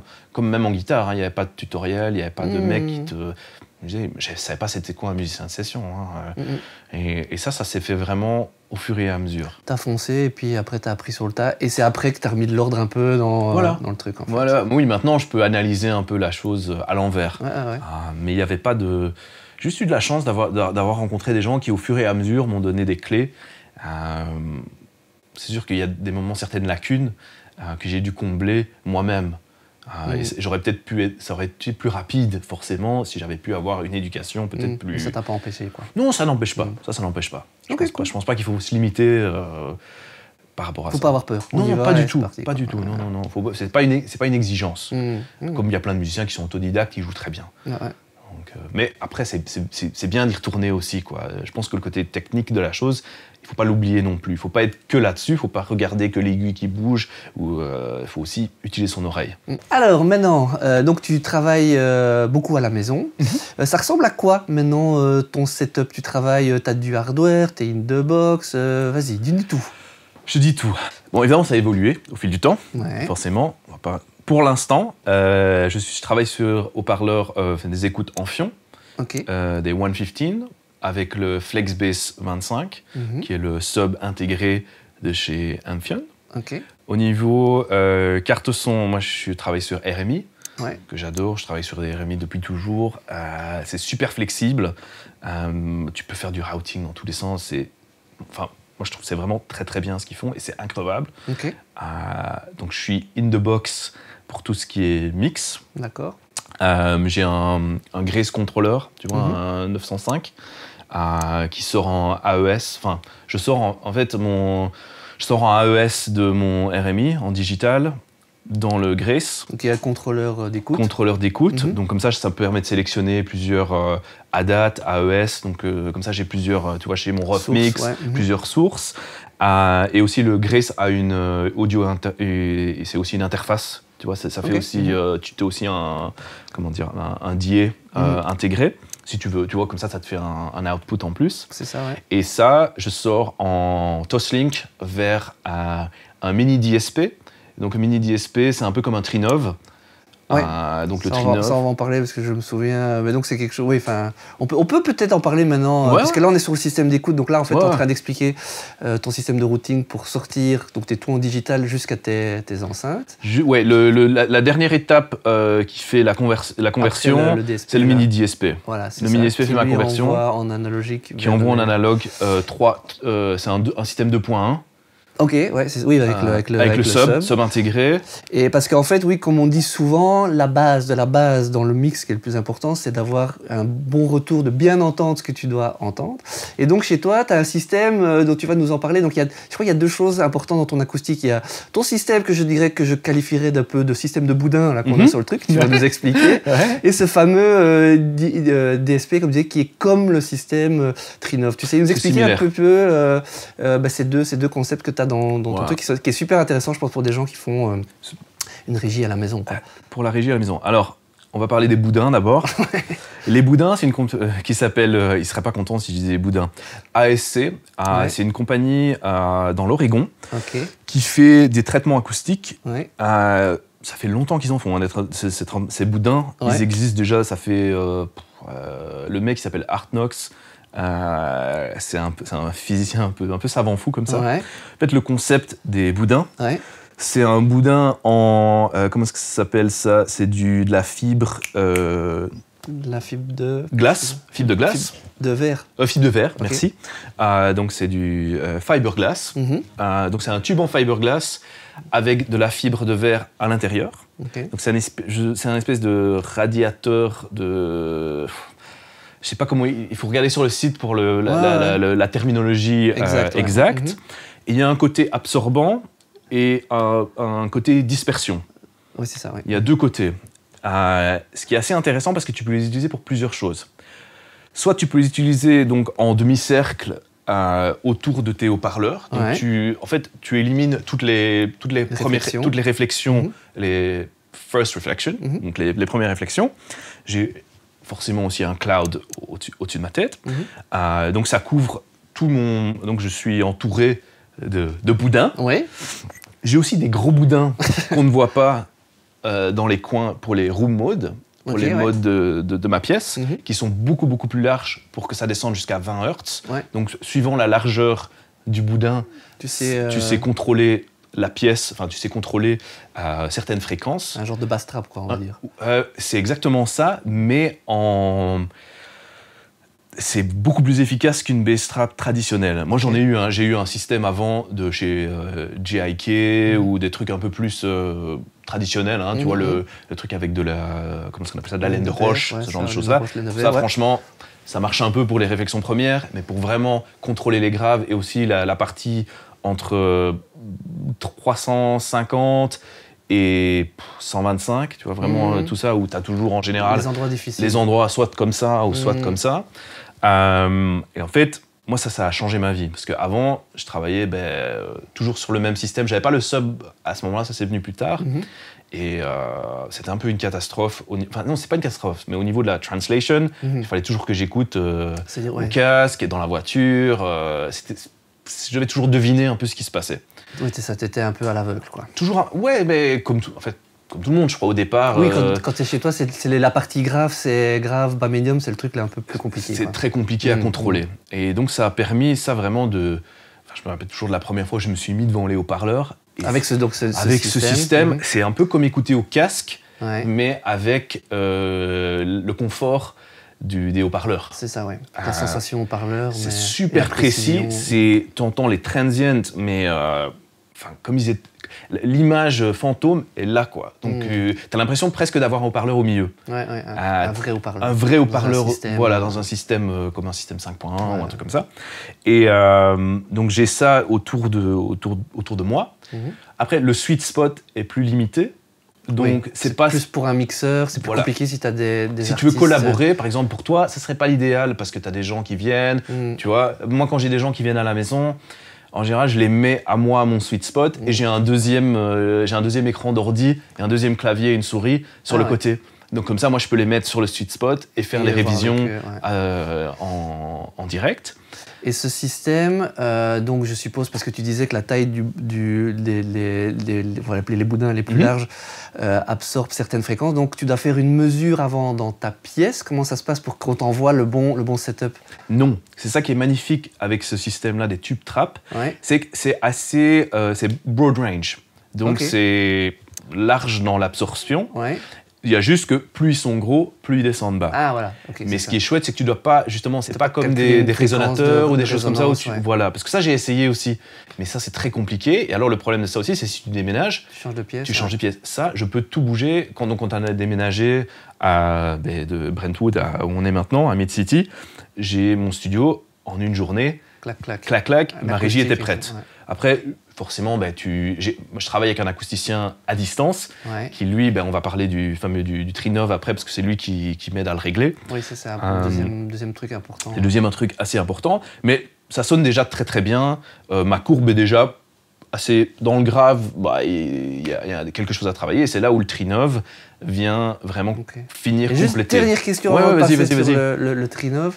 Un setup comme ça coûte cher quand même? Alors, parce que voilà, ça a l'air beau comme ça, c'est cool, mais... J'adore la compagnie ASC, et on s'entend bien. Le full attack, ça s'appelle un attack wall. Ok. Ça, c'est sur leur site, c'est l'attack wall. Et on envoie d'ailleurs, c'est un truc que moi j'avais déjà vu à l'époque, parce que c'était Bruce Swindane, l'ingé son de Michael Jackson, qui utilisait ça, lui, parce qu'en fait, tu peux utiliser aussi la partie dispersion pour enregistrer. Tu le mets autour ça dans des salles de trucs de batterie. Et moi, je l'utilise maintenant comme ça aussi quand j'enregistre des voix. Je les mets autour du chanteur, et ça, c'est magique. C'est très, très polyvalent comme système. C'est génial. Comme ça, sur papier, en tout cas, ça a l'air génial. J'adore. Mais alors, le price? Le price, les vrais faits par ASC, oui, c'est cher. C'est-à-dire, moi, mon Attack Wall, c'est plus ou moins $10,000 d'investissement. Mais par contre, ce que j'ai fait après, à ce moment-là, moi, je comprends. En fait, j'ai essayé de regarder un peu en ligne, voir s'il y avait personne qui avait un peu craqué le code. Il n'y a pas quelqu'un qui sait comment on les fait. Et personne ne trouvait. Et puis j'ai rencontré un type à New York qui, lui, en a acheté un et il l'a démonté. Il a fait le reverse engineering de la tube trap. Et donc, en fait, les grosses tube trap que moi j'ai dans ma pièce, je les ai fait moi-même. Donc, j'ai fait un blueprint du ASC et je l'ai fait moi-même. Et alors, c'est beaucoup plus abordable. Ça m'a coûté, je pense, pour les 6 toutes grosses que j'ai chez moi, $800 ou $900. Mais après, il y a la main-d'œuvre. C'est pas facile à trouver parce que le matériau, la fibre de glace de cette taille-là, c'est des trucs industriels. Donc, t'appelles les mecs, ils disent... Parce qu'en fait, c'est ce qu'ils mettent autour de tuyaux des canalisations, en fait. C'est pour... comment est-ce qu'on dit ça? Isolé, merci. Les canalisations, mais des canalisations énormes dans des usines, ce genre de choses-là. Donc tu les appelles. Je pourrais avoir 6 tubes. Normalement, ils les vendent par centaines, mais ça coûte pas spécialement cher. C'est affreux de travailler avec ça parce que de la fibre de glace. Et comme c'est la fibre de glace, tu dois bien les recouvrir 2 fois pour pas que ça s'échappe. Mais c'est pas difficile à faire et c'est super efficace. En tout cas, ça a l'air vraiment cool. Surtout si t'es pas acousticien au départ. Et si t'as pas envie non plus de commencer à devoir tout mesurer. Enfin, j'ai mesuré au final pour savoir un peu où j'en étais. Et la compagnie ASC est très chouette pour aussi t'accompagner.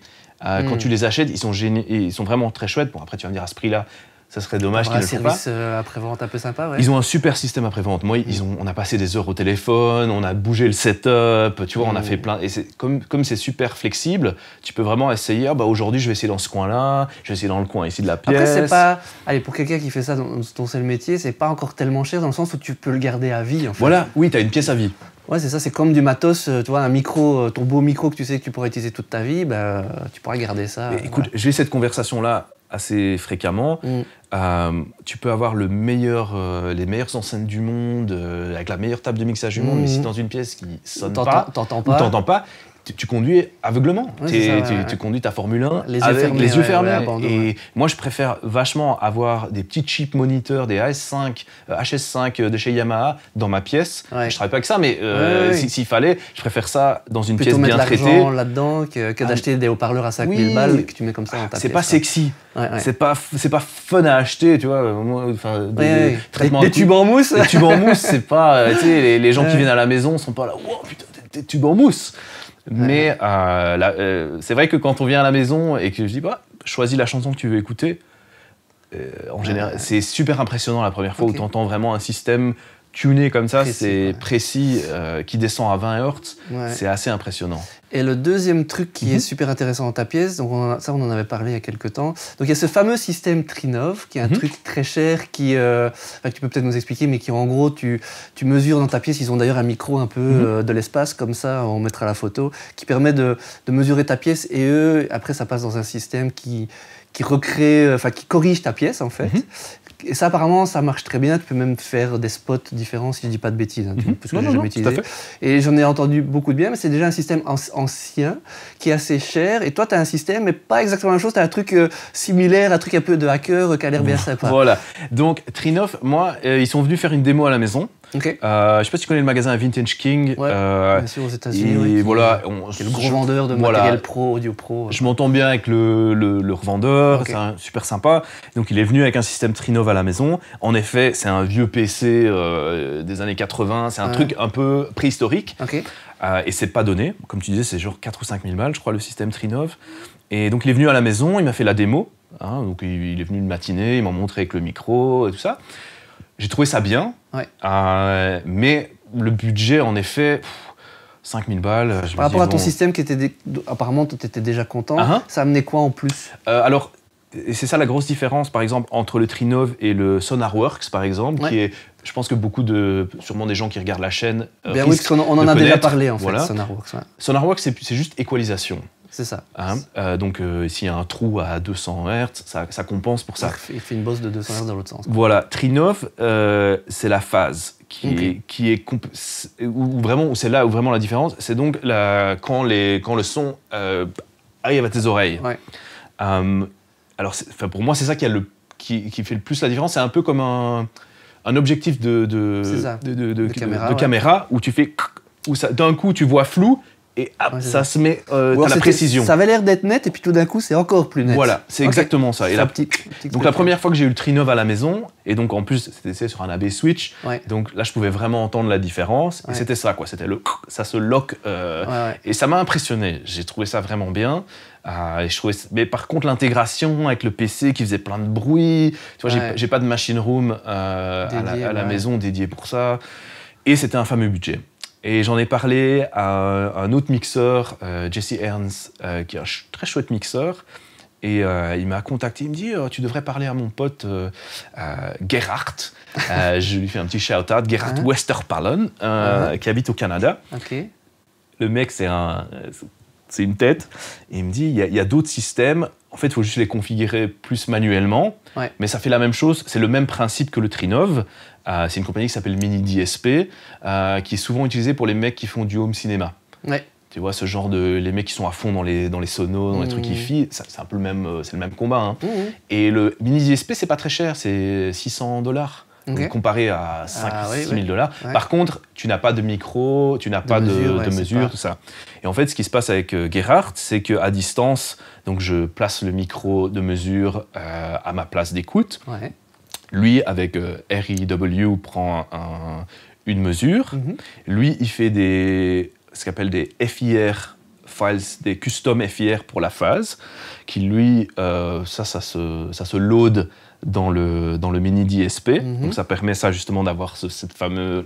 Il règle la phase. Il règle la phase entre les deux haut-parleurs, parce qu'ils sont mesurés évidemment déjà au centimètre près. J'ai un truc laser, enfin tu vois, j'ai passé 3 jours à les positionner. À les positionner, exactement. Et en plus de ça, dans le mini DSP, tu as aussi une équalisation comme dans SonarWorks. Donc tu peux, forcément, avec ça, c'est recommandé, comme toujours, d'être très très délicat. Moi, j'ai 1,5 décibel à, je sais pas moi, à 300, tu vois. Et donc, moi, maintenant, ma courbe est plate quasiment, quoi. Donc, et tu peux forcément la customiser aussi. Parce que si tu aimes bien plus de grave, ou si tu aimes bien un truc plus bright, suivant tes haut-parleurs, moi, avec les Amphions, ça marche super bien flat. Et maintenant, j'ai je dois plus deviner en fait. Ok. Donc tu as acheté juste ce processeur, tu as fait la mesure à l'endroit que tu voulais au sweet spot avec le truc, tu l'as envoyé, lui tu as fait qu'est-ce qu'il faut mettre dans le machin, et ce truc là ça tourne, ça se met dedans directement, tu n'as pas besoin d'ordinateur externe comme avec ça tourne. Donc avec tes $600, tu avais tout le système. J'avais tout le système. Plus son taf à lui. Voilà. Et ça se branche sur l'ordi aussi si tu as besoin de. Tu vois, tu peux avoir des presets différents si tu veux. Mais moi, j'ai un preset et c'est donc ça a fait cet effet tac. Exactement la même chose pour un dixième du prix. Si vraiment. Maintenant, ils ont à nouveau. Le seul point faible, s'il y a un point faible, et ça, c'est la même chose avec le Trinos, c'est. Si on est vraiment. C'est les convertisseurs, les DA. Comme dans le Trinov, il y a mieux. Si tu es un mastering engineer, tu vas peut-être vouloir un convertisseur encore plus... Là, les convertisseurs, c'est plus ou moins la même chose que ma RMI. C'est très bien. Ça reste équivalent. Ah oui, non, ça reste équivalent. Il faut déjà avoir une bonne écoute pour entendre la différence entre les convertisseurs, il y en a. Mais tu peux sortir du mini DSP en digital dans des convertisseurs aussi. Donc si tu voulais upgrader le truc, tu peux. Ok, super. Voilà des informations assez atypiques. Et ça, vous ne voyez ça que à l'Académie du Gros Son, en direct de Los Angeles. Donc là, on revient au mix. Donc là, c'est super. Donc là, maintenant, on sait tout ton setup.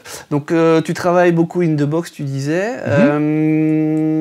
Et à part ça, donc tu n'utilises pas de hardware externe? Un petit peu. Donc, enfin, des micros, forcément, quand j'enregistre. Moi, j'ai un Telefunken. J'ai eu de la chance d'utiliser plein de choses très chouettes, forcément, des 251, des trucs vraiment très cool. Ah, j'ai une petite parenthèse, j'ai été aussi chef. Ouais, ça s'appelle Chief Engineer, chef, ça se dit pas en français. Il y a un studio à LA qui s'appelle Dubway West. Et en fait, moi, j'ai travaillé à Dubway West. Ça a fermé maintenant. Enfin, ils ont changé la cause. Enfin, moi, j'avais plus de toute façon. J'ai travaillé là pendant 3 ans et c'est un studio plutôt commercial. Donc ça c'est là où j'ai appris à travailler sur une large format console. Ça veut dire commercial, ça veut dire quoi commercial Où tu fais, où on enregistre de la musique classique, on enregistre mais en musique quoi. Oui, commercial, donc un truc où t'as des gens, en musique, mais plutôt comme l'ICP à Bruxelles quoi. Moins comme il n'y a pas vraiment des groupes de la région qui viennent enregistrer. Plutôt un truc pour le film, télé. Une grosse session. Grosse session, voilà, où tu dis le nombre des mesures à la place du couplet, tu vois. Ça a été aussi une expérience intéressante. J'ai fait 3 ans et j'ai enregistré plein de choses que je connais pas du tout, tu vois, des violons, des cuivres, plein de choses, un décatri, tous ces bazars-là qui, encore une fois, j'ai dû... pas de souci. Pas de souci, je sais comment faire. Mais tu vois, on parlait de personnes importantes. Il y avait aussi mon pote Chris Montgomery, qui lui, en fait, il était le chief engineer au studio. Ils ont un studio, le même, mais à New York. Et c'est lui qui m'a un peu... il m'a dit, mais non, tu tracasses pas, je te donne toutes les infos. Et ça s'est passé comme ça. Et c'est là où j'ai pu apprendre, justement... plus l'aspect vraiment technique et j'ai pu toucher du matos et essayer plein de matos, des vieux 87, des vieux 47, tous les trucs un peu sympas. Et donc pour revenir à la maison, donc moi j'ai un Telefunken AK-47, c'est pas la mitraillette mais c'est un micro à lampe très sympathique que je connaissais bien parce que je l'ai eu à Londres aussi, c'était le micro de marque à l'époque, donc je l'ai racheté parce que je le connaissais bien. Et en hardware j'ai un vieux Space Echo que tu as connu, que tu as eu au studio ici. Il est resté ici pendant quelques années. Un 500 que j'utilise en fait assez souvent. Je l'ai en tant qu'insert. Ouais, en mix, je l'ai en tant qu'insert dans Pro Tools. C'est ça, donc tu as des trucs insérés via. Voilà, c'est patché tout le temps parce que j'ai pas de patch B. C'est dans ta RME quoi. Voilà, c'est dans ma RME tout le temps. J'ai un camper, j'ai 2-3 trucs un peu pour enregistrer des guitares de temps en temps. Si je fais de la prod, un ou 2 claviers à la maison, mais j'ai pas énormément. Oui, j'ai travaillé sur des trucs analogues au fameux studio à Dubway parce qu'eux ils avaient pareil Pooltech, tu vois, Fairchild, le machin. Oui, donc j'ai eu le droit d'utiliser ça. Avec ça mais pour les mix, en fait, vu la façon dont on travaille aujourd'hui, moi, in the box. Tout ce qui est recall, quoi, en gros. Voilà, mais j'aime bien traquer avec des choses. Tu vois, si je vais faire des batteries dans un studio, on avait fait un album avec un groupe qui s'appelle les Wombats pendant la pandémie, en 2020. C'est un super studio. Et eux, c'est un studio où il n'y a que du vieux matos. Et là, un peu comme tu disais tout à l'heure avec André, qui essaye tout, qui patch tout. Moi, c'est la même chose. La patch B, il y avait des vieux bazars que j'avais jamais vus, des vieux trucs Eventide, des H3000, des trucs super sympas. Et là, je me suis lâché. Et c'est toujours gay, quoi, parce que tu découvres des micros un peu bizarres, où tu fais le tour du studio, tu trouves un compresseur, t'as jamais vu, t'essayes, tu le branches. Et ça, c'est vraiment très, très fun. Mais à la maison, pas du tout. C'est le contraire. En tout cas, en mix, c'est clean de chez clean chez moi. Ok, et donc tu utilises surtout des plugins. Allez, c'est quoi ton top 3 des plugins que tu utilises tout le temps, que tu trouves cool? Ou ça change tout le temps, mais est-ce qu'il y a des trucs que tu sais pas vivre sans? Metric Halo, Ok. Channel Strip.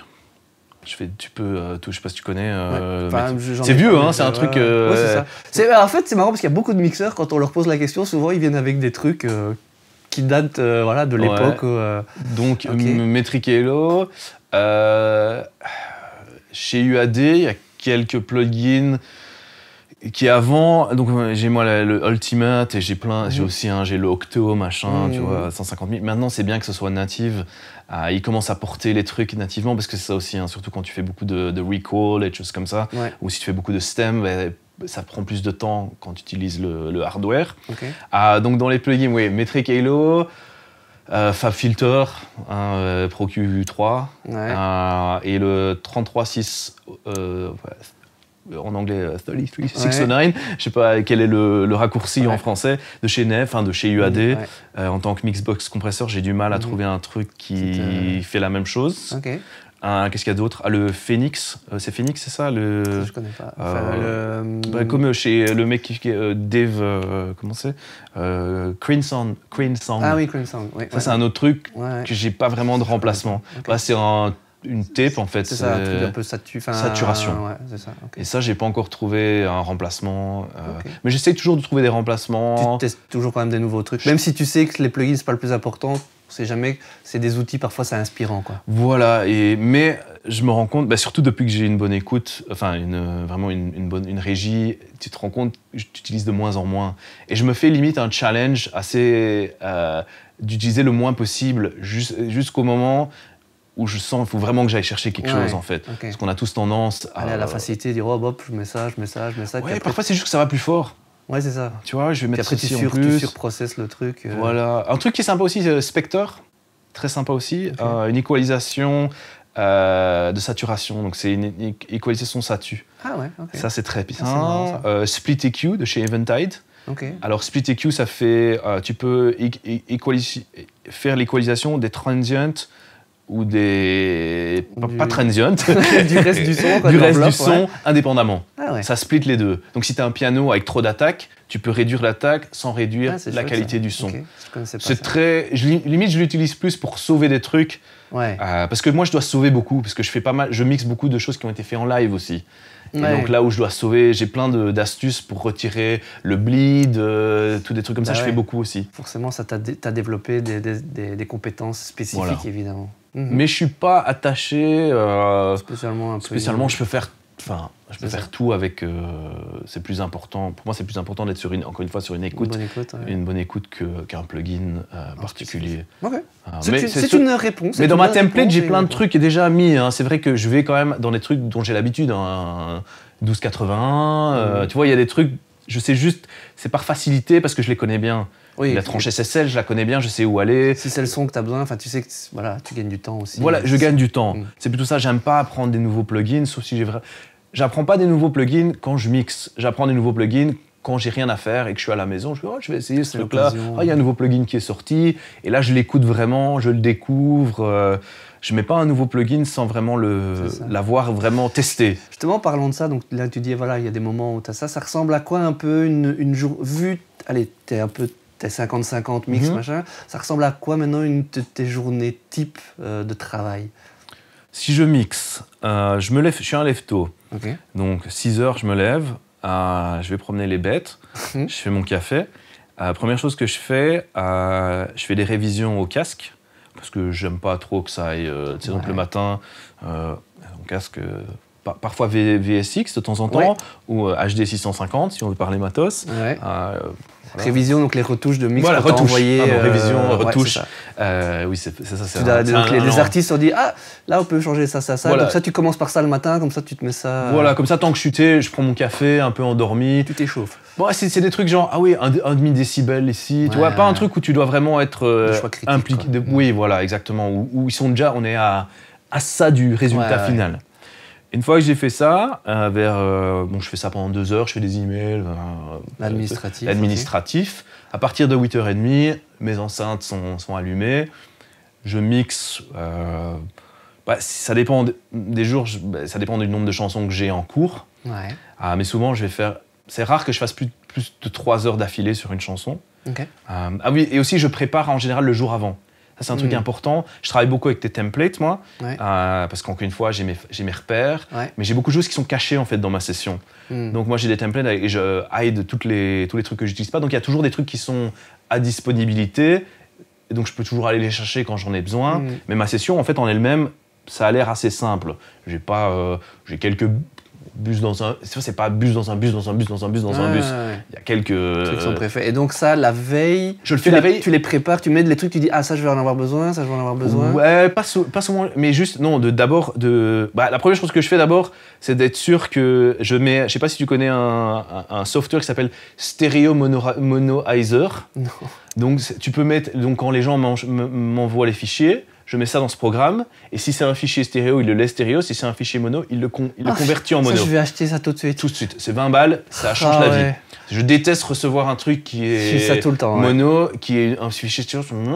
Mais arrête dans moi. Et tu fais, voilà, tu te retrouves avec des pistes, elles sont toutes stéréo. Ah non. Ou alors tu as le gauche, la droite, ok. Exactement. Donc ça, c'est la première chose que je fais. Je mets les pistes dans Pro Tools. Ouais. Je check le tempo. Je fais mes marqueurs. Je suppose que d'abord, le premier réflexe, c'est d'abord d'écouter un peu le morceau, parce que c'est pas forcément quelque chose sur lequel Pas toujours. Ah ouais. Parce que j'ai pas envie d'être trop. Ok, tu veux commencer le lendemain frais dans le truc, prêt à ouais, mixer. J'essaie d'écouter le moins possible. Ok. Vraiment, je sais. Tu repères un peu la structure. Je repère la structure vite fait. Donc je l'écoute. En général, j'écoute une fois et je fais la structure. Tu sais, j'écoute, je suis avec mon enter, je fais les marqueurs, clac.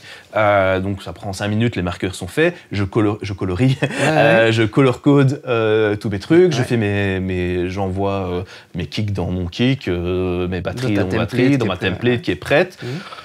Oui, si c'est un truc avec des batteries live, j'ai peut-être 2-3 triggers que je prépare déjà pour le kick et la snare qui sont prêts au cas où. Je les mute. En général, j'ai rien déjà de fait avant d'en avoir besoin. Ouais. Mais je déteste faire de l'administratif quand je mixe. Ouais, c'est ça, quand tu mixes. Voilà, c'est pas la même partie du cerveau. Ouais.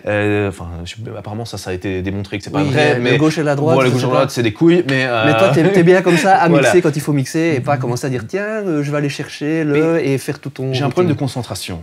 Ok. Je suis soit hyper focus ou dans tous les sens, moi. Okay. Et donc, quand je mixe, je suis hyper focus. Et donc, j'aime bien préparer les trucs avant. Sinon, ça te distrait. Sinon, ça me distrait, voilà. Et même chose, donc une fois que j'ai fait mon mix, donc je passe 2 ou 3 heures à faire toute la balance. Il y a de temps en temps, si les voix ont vraiment besoin de beaucoup de travail, ça arrive de temps en temps, je commence souvent, c'est vrai que je construis souvent mon mix autour de la voix. Donc si je dois faire des petites retouches de tuning, des choses comme ça, je le fais assez rapidement. Mais en général, mon mix vient vite, en 1 heure ou 2. Mon mix est déjà 80% là. Et puis c'est les 20% d'après qui me prennent plus longtemps en général. Je fais un break, encore une fois, je prends les chiens, je me vide les oreilles, j'écoute un truc qui n'a rien à voir, je reviens au studio. Et alors là, c'est le détail.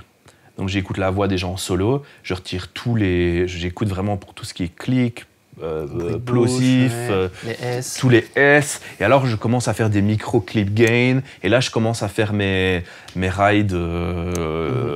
Tu suis. Je suis. Et ça se fait vraiment vers la fin. Ça c'est. Quand je reviens, je réécoute le mix. Souvent, j'écoute aussi avec mes AirPods, forcément. Tu vois, là, c'est là que je commence un peu à essayer une écoute ou deux. Je m'assieds sur le divan du bas, en me disant, OK, ça, est-ce que ça va parfois, je demande à ma femme, tu veux bien venir écouter vite fait, parce qu'elle n'est pas musicienne du tout. Donc, parfois, et j'ai l'impression que dès qu'il y a une personne dans la pièce... Ça te change ta façon d'écouter. Ça change ma façon d'écouter. Même s'il n'écoute pas vraiment le truc, ça change tout de suite. Et puis, je fais vraiment les détails. Et en général, vers 3-4 heures, j'envoie le mix. Okay. C'est rare pour moi de dormir sur un mix. De temps en temps, je le fais. Si vraiment je suis un peu stressé, ou si c'est un client, la première fois où je travaille avec quelqu'un, alors je dors sur le mix. Le lendemain matin, je l'écoute en allant promener les chiens avec les AirPods. Si c'est bien. Et j'ai quelques potes qui sont cool, qui en général check pour moi. On s'entraide. Ouais, tu cool, vois, pour être sûr. Tu veux bien écouter 2 secondes? Juste pour avoir la confirmation que je perds pas la tête. Parce que parfois, on perd complètement l'objectivité. Hein. Tu fais pas le test de la voiture, toi? Jamais. Ok. Jamais. Mais je conduis très peu. Oui, donc, c'est parce que la voiture, peut-être là où t'es, c'est pas pratique. Mais en fait, il n'y a plus personne qui écoute, qui conduit. Enfin, il y a plein de gens qui conduisent, mais on écoute plus. J'ai l'impression que les gens écoutent plus au casque. Moi, le médium le plus important, c'est les AirPods. Ouais. Parce que c'est, je veux dire, 90% des artistes avec lesquels je travaille écoutent aux AirPods. Okay. Donc il faut que ça sonne aux AirPods avant que... C'est le AirPod test. Voilà, c'est le AirPod test. Okay. Mais les AirPods Max maintenant, enfin ceux un peu mieux, les pros, voilà, pas les tout malades. Ils sonnent très très bien d'ailleurs. D'ailleurs, j'ai déjà mixé sur des AirPods Pro, sans pas être sur mes enceintes et sans problème. Tu sais, une fois que tu as tes repères, tu peux un peu mixer sur tout. Hein. Mais pour ça, les VSX, c'est pas mal aussi. C'est vrai que je les utilise de temps en temps, et parce qu'ils me rappellent un peu de mon setup aussi. C'est un peu la même chose. La Archon en français. Oui, le studio. Medium, ça ressemble à ma... C'est bluffant parfois. Okay. Et ça marche très très bien. Donc ça, c'est un peu quand je suis en mode mix, c'est comme ça. Et moi, en général, j'aime bien finir mes journées tôt. Je travaille pas le soir. Ouais. Après, tu fais ta petite prep pour le lendemain. Vite fait, tac, tac, tac. Oui, je prends mon apéro en faisant la prep. Voilà, ok. Oui, c'est ça. C'est des trucs où je peux faire sans être... Voilà, ça c'est un petit, c'est le dernier truc. C'est limite, ça me détend. Tu vois, c'est un peu comme faire la vaisselle. Okay. Mais vraiment quoi. Ouais, j'aime bien, je suis assez méticuleux, donc j'aime bien faire ça. En fait. Cool.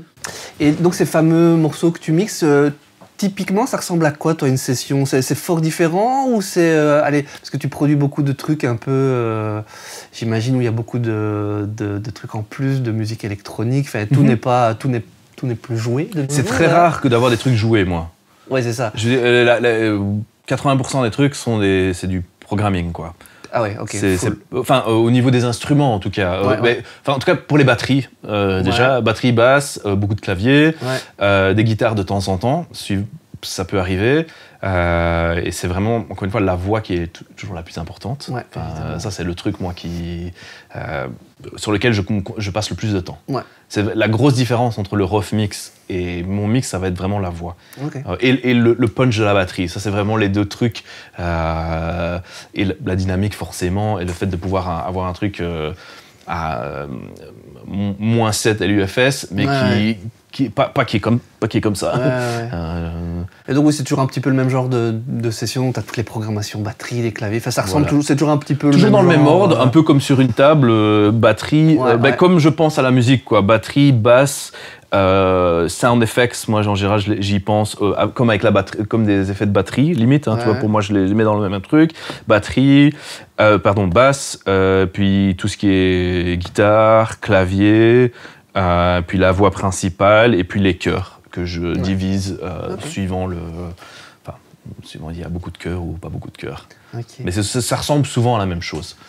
Et alors, à l'opposé, le taf de directeur musical, je suppose que c'est une autre organisation. Ça se passe comment? C'est une autre template. Parce que ça, c'est très intéressant parce que c'est des choses que nous, c'est des métiers, je pense qu'on connaît nettement moins. Enfin, à mon avis, en Angleterre, ça doit se faire, mais je veux dire, c'est des choses que nous, on entend souvent, moins parler. C'est des vrais métiers qui existent, il y a un vrai business. Donc sûr. Ça ressemble à quoi ton taf à ce moment-là, donc, c'est pareil au niveau Pro Tools. C'est assez similaire la manière dont j'organise ma session, en tout cas pour l'ordre. Mais forcément, j'ai beaucoup moins. J'ai pas besoin de la même quantité de choses. Par contre, j'ai besoin de choses en plus. Donc, ma session de directeur musical, en fait, moi, je reçois des stems. Pour les stems, c'est pas comme un multitrack, puisque les stems, elles sont exportées pas dans le. En fait, normalement, le but des stems, c'est de pouvoir mettre ces fichiers audio et de retrouver le mix plus ou moins. Mais de plus en plus, il faut vraiment qu'il soit... en tout cas, quand tu travailles Enfin, moi, il faut qu'il soit proche. Il ne faut pas que ce soit des... Enfin, je veux pas un multitrack brut. Ça, non, absolument pas. Il faut que ça ait été printé sur le Mixbus, sur tout, quoi. Parce que sinon, avec les reverbs, avec les délais, tout. Parfois, je suis chiant aussi. Je retourne chez... Enfin, maintenant, c'est plus facile parce que j'ai le langage du mixeur aussi. Donc, j'ai souvent contact avec les mixeurs, en fait, pour demander est-ce que tu sais me séparer ça? Est-ce que tu sais m'envoyer la voix, juste la reverb? Est-ce que tu sais m'envoyer juste... Enfin, la reverb, non, mais souvent juste les délais. Parce que, par exemple, ça, c'est un truc qui peut être ajouté aux bandes, par exemple. Tu vois, si tu as un délai, un quarter note, un truc comme ça, avec un effet, tu peux le garder. Donc, c'est vrai que ça m'arrive souvent de contacter le mec qui a mixé la chanson. Donc, lui, il t'envoie des blocs, on va dire le bloc batterie, le bloc basse, le primo. Mais c'est plus séparé. Hein. Okay. Moi, j'ai un PDF que je leur envoie. Tu lui dis, voilà, je veux le kick, la snare. Voilà. Oui, voilà. Enfin, ça dépend d'un peu. Je veux les kicks séparés, snare séparés, claps, snaps, hi-hat, overhead, tom, parce que forcément, quand tu as un batteur, il y a des choses qui vont rester, il y a des choses qui vont partir. Les effets sonores, je les veux séparer. S'il y a un son de vinyle qui a été ajouté, je le veux en séparer, parce que sinon ça va dans la sono, c'est casse-couille. Si j'ai de la basse, il faut pas que ce soit juste un fichier basse, parce qu'il y a souvent synth bass, puis de la 808, et puis donc il faut que les couches soient séparées. Pareil avec les guitares. S'il y a plusieurs parties de guitare, je les veux en séparer. Les voix, c'est la même chose. Enfin, les chœurs, ça me dérange pas que ce soit consolidé en 3-4 fichiers en général, ça fait l'affaire. Et ça, c'est toujours une template, encore une fois, la même. Surtout, c'est très important pour moi parce que la template permet d'exporter mes fichiers en une fois. Donc en fait, moi, la façon dont c'est organisé, j'ai tous des tranches auxiliaires, donc percussion, sound effects, bass, keys, guitare, BGVs, donc chœur, BV, lead vocal, et puis click et les slates dont je parlais. En fait, je peux highlighter, donc sélectionner tous ces auxiliaires-là. Je sélectionne la longueur de la chanson, qui est toujours la même, avec ce que j'ai un marqueur début et fin. Bounce, et je peux exporter toutes mes stems de live d'un coup. Donc comme ça prend 30 secondes d'exporter, parce que sinon, si tu fais ça une à la fois, je l'ai fait.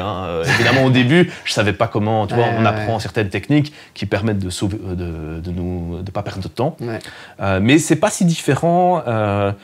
Ma session de mix et ma session de directeur musical, en fait, ont des points communs, parce que ça m'arrive d'importer certaines choses de ma session de mix dans ma template. Tu vas utiliser. Oui, surtout quand il y a des trucs un peu plus créatifs à faire. Tu vois, une intro, ou je sais pas, moi, j'ai quand même tout le temps, je mixe tout le temps les bandes sonores, en fait.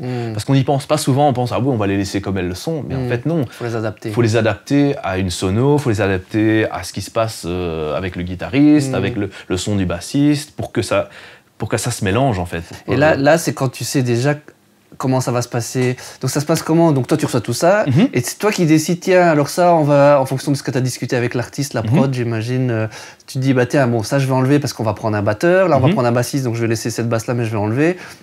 C'est toi qui décides ce que tu laisses. Voilà. Donc toi, tu dis, ok, j'ai monté l'équipe qui va accompagner l'artiste. Ça, j'enlève. Je remixe le truc. Et donc, tu dois le faire, mais sans avoir vraiment les batteries et tout ça. Donc, tu vas devoir... Comment ça se passe après? Mais ça, je le fais dans le studio de répète. Je le fais avec les musiciens. Donc, tout ce que tu nous as expliqué, le choix, tu le fais pas en amont. Enfin, tu prépares un peu en amont. Je prépare en amont. Je fais des notes dans les commentaires de Pro Tools. Donc, avec les pistes. Ça, tu vois, j'ai des trucs quand j'écoute le morceau. À mon avis, ça va se passer comme ça, ça va se passer comme ça. Exactement. Je me dis, sûrement guitare là, sûrement le batteur, il faudra qu'il le fasse sur le pad SPD pendant le couplet. Tu vois, j'ai des trucs. Mais après, c'est toujours la même chose. Non, mais c'est comme un mix. Il y a des réflexes. Donc c'est souvent le même style. Donc, mais ça, c'est vrai, de choisir ce qui reste ou ce qui part, ça se fait dans le studio de répète. Ok, donc là tu pars avec ton petit Pro Tools, tu arrives là-bas, et alors là vous faites ça ensemble, et tu commences, et alors tu adaptes ton mix, à ce moment-là tu retouches, c'est à ce moment-là que tu adaptes au niveau du son pour que ça fonctionne. Avec les musiciens. Avec les musiciens en live, dans la sono. Voilà, et les musiciens, je leur envoie aussi les stems à l'avance. Je leur envoie leur partie à l'avance, ils les apprennent, et pour qu'ils programment les sons. Tu vois, surtout pour les claviéristes.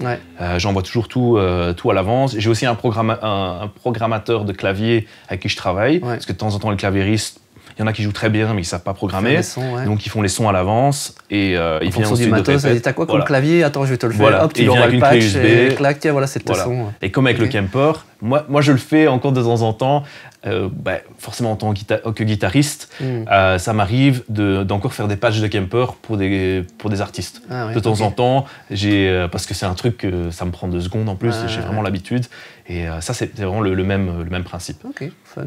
Et donc, ouais, donc là, de fil en aiguille, tu es quand même monté un peu en level, j'ai envie de dire. Donc, tu t'es retrouvé avec des artistes qui sont de plus en plus de haut niveau. Donc, j'imagine qu'il y a des moments, il y a des trucs qui sont très spécifiques et des demandes très pointilleuses. Donc, est-ce que tu as des exemples parfois de choses que tu dois faire qui sont un peu spéciales, quoi? Il y a clairement des choses, donc de temps en temps, il y a des choses vraiment basse, batterie, guitare, très... Enfin, ça, c'est carré, ça, je peux le Classique, faire ouais. les yeux fermés, il n'y a Ok. pas de souci. Après, il y a des choses beaucoup plus... où je suis beaucoup plus impliqué, ou des choses qui me demandent, moi, limite de... Tu parlais de level, Ouais. de vraiment de pousser, quoi. Tu as l'impression de À tes passer limites, au quoi, level suivant.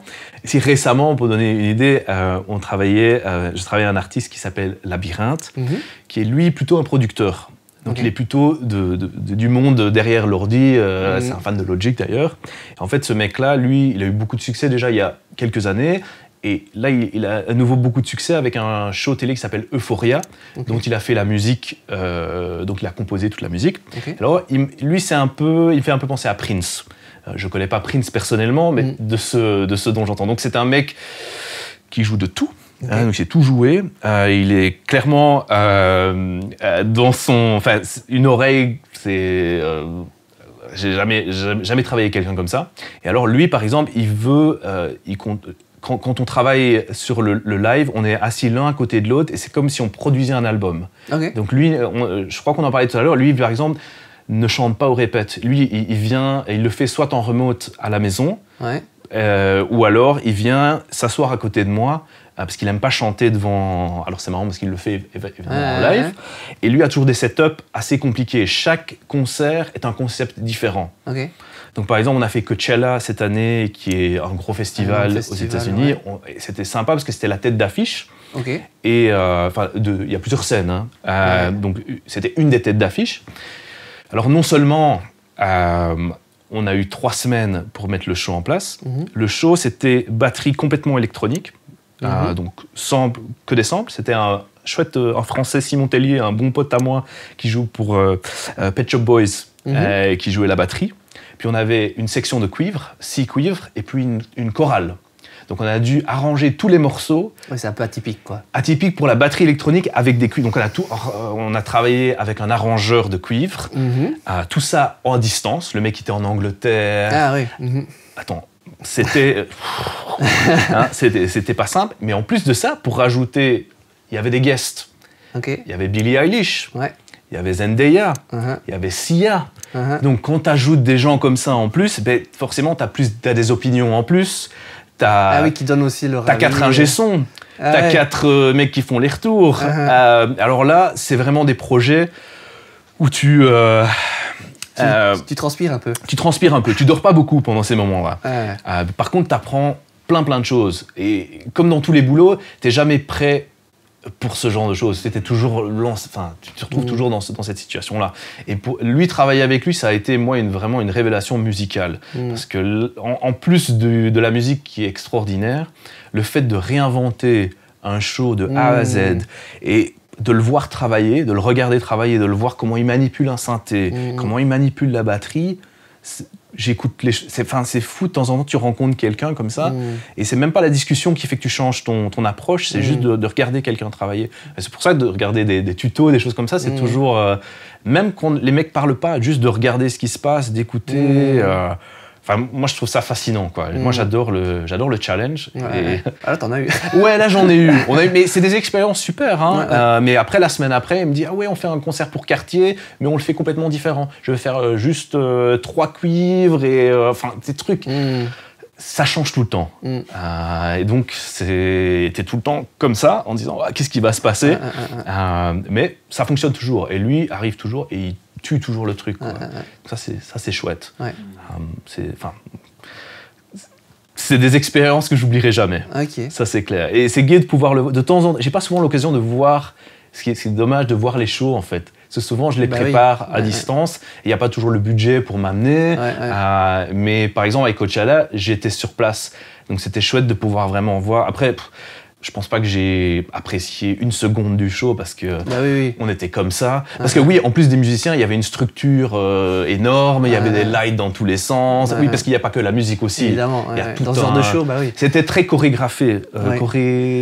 Dis-moi comment est-ce qu'on dit. Il y avait beaucoup de chorégraphie. Oh, merci, il y avait beaucoup de chorégraphie. Donc c'est des moments comme ça, le cœur bat. Rien que d'y penser. Mais bon, c'est chouette de dire. Enfin, après les facts, c'est sympa de pouvoir le regarder en arrière. Quelques mois après, un peu comme un mix de temps en temps. Si t'as laissé assez passer de temps et que tu peux regarder avec c'est vrai que c'était quand même chouette. Puis c'est ces challenges-là qui te font avancer. Ouais. Depuis le début, à chaque fois, t'as jamais fouillé devant la difficulté, donc c'est toujours comme ça que t'as avancé.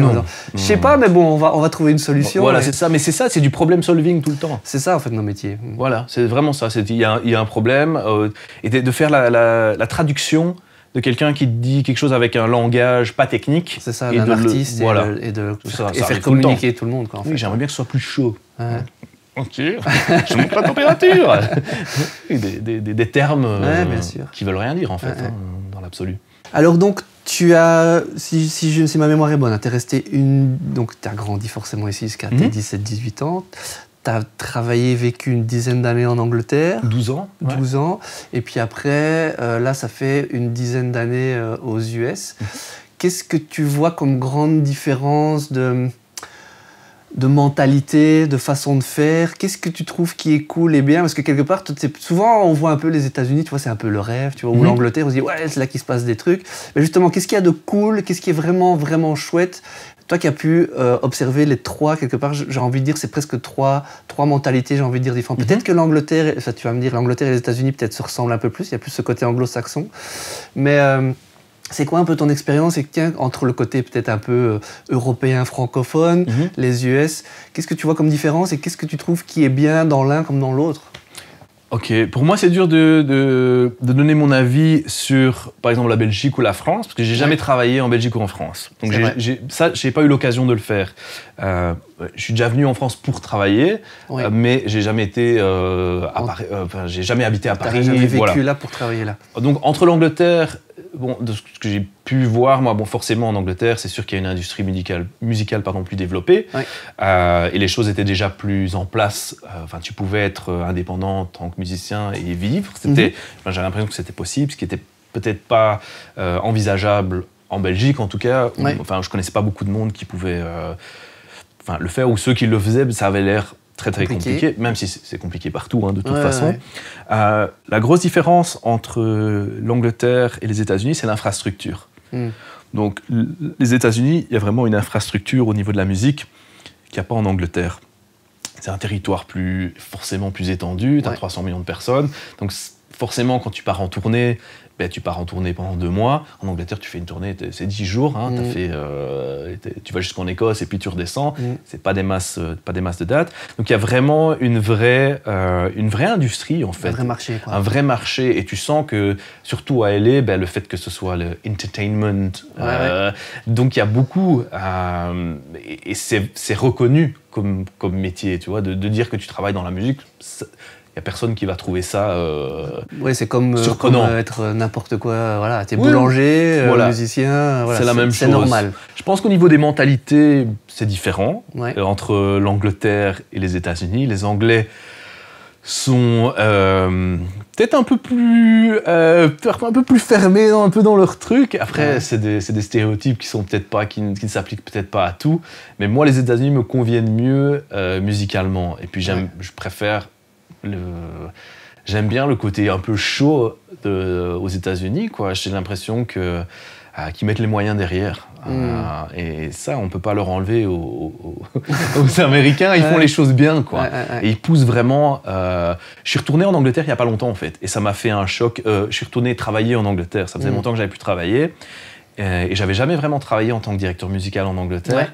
Donc ça m'a fait bizarre de me retrouver dans un studio de répète en Angleterre. Et j'ai l'impression d'être retourné dans le passé, en fait. Même au niveau, comme je disais, de l'infrastructure. Tu vois, la taille du studio de répète, le style de table de mixage, le matos.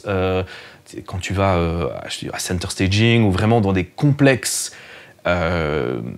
c'est super impressionnant au départ quand t'as pas l'habitude. Et d'être retourné en Angleterre, ça m'a fait tout bizarre quand j'ai l'impression de retourner vraiment en arrière, parce que c'est rustique quoi, par rapport au States. Donc ça, je pense que c'est une des différences.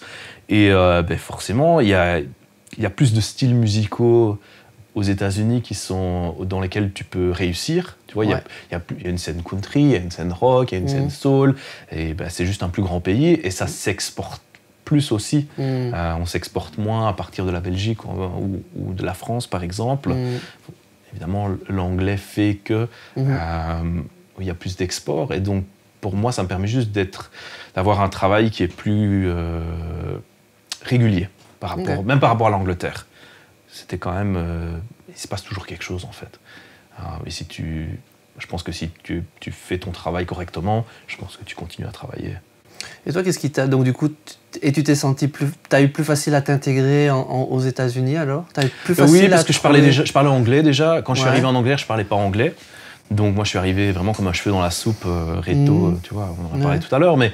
Tu sais, quand tu parles pas un mot, c'est difficile, hein, les 2-3 premières années, et puis t'es plus jeune. Quand je suis arrivé aux États-Unis, j'avais un peu plus d'expérience, un petit peu...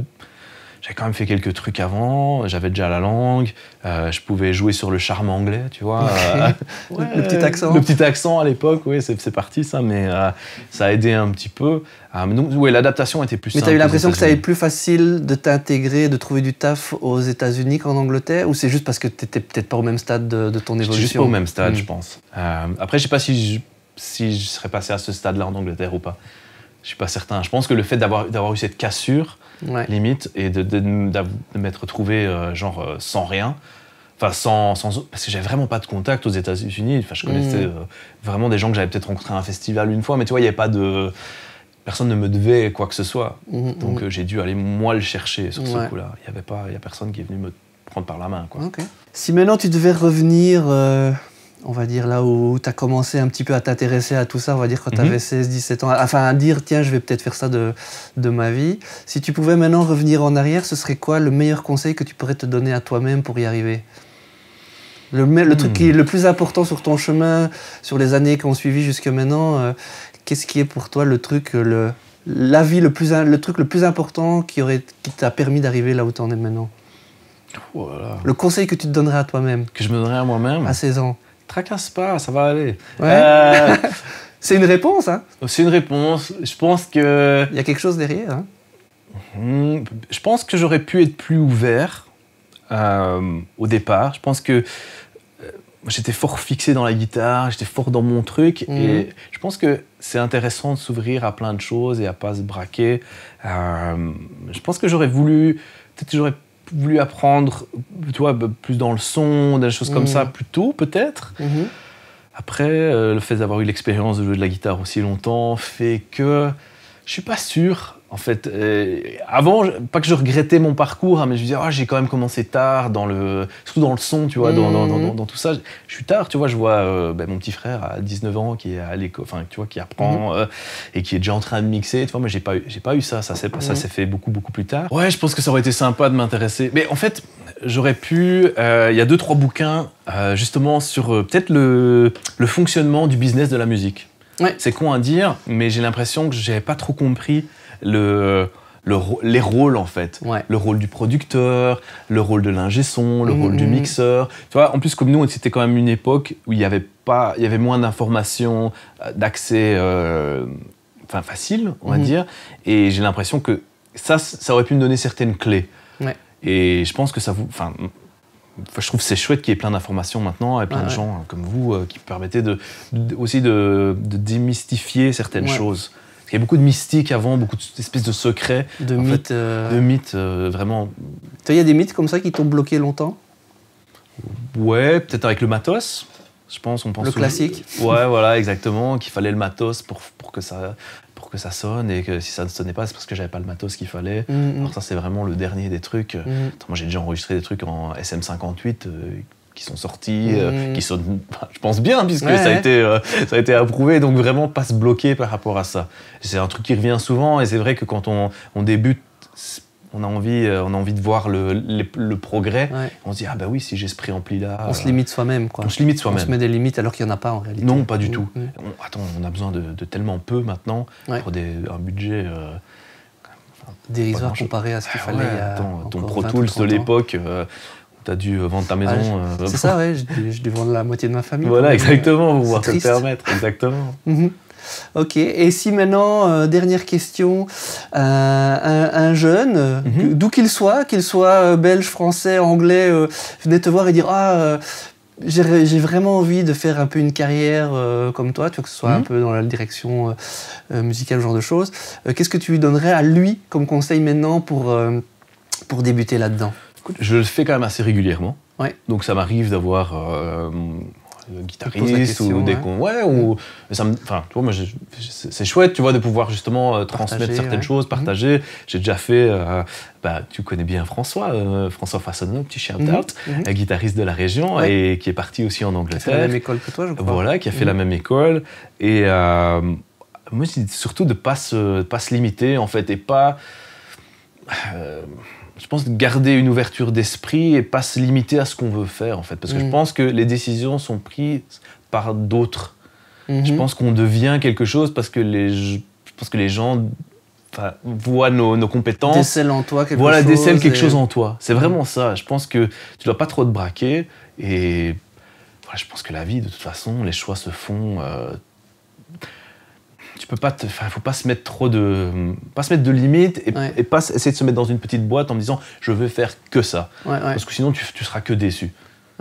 Si tu dis je veux partir en tournée avec Madonna et aux États-Unis et à 18 ans oui, ça peut être un beau rêve, mais de te mettre ça comme point final, truc ultime, comme ultime, tu seras que déçu. Donc c'est de toujours rester ouvert d'esprit et propre à l'aventure, quoi. Mais ouais, tu m'aurais dit que j'allais me retrouver aux États-Unis à 17 ans, je t'aurais jamais cru en fait.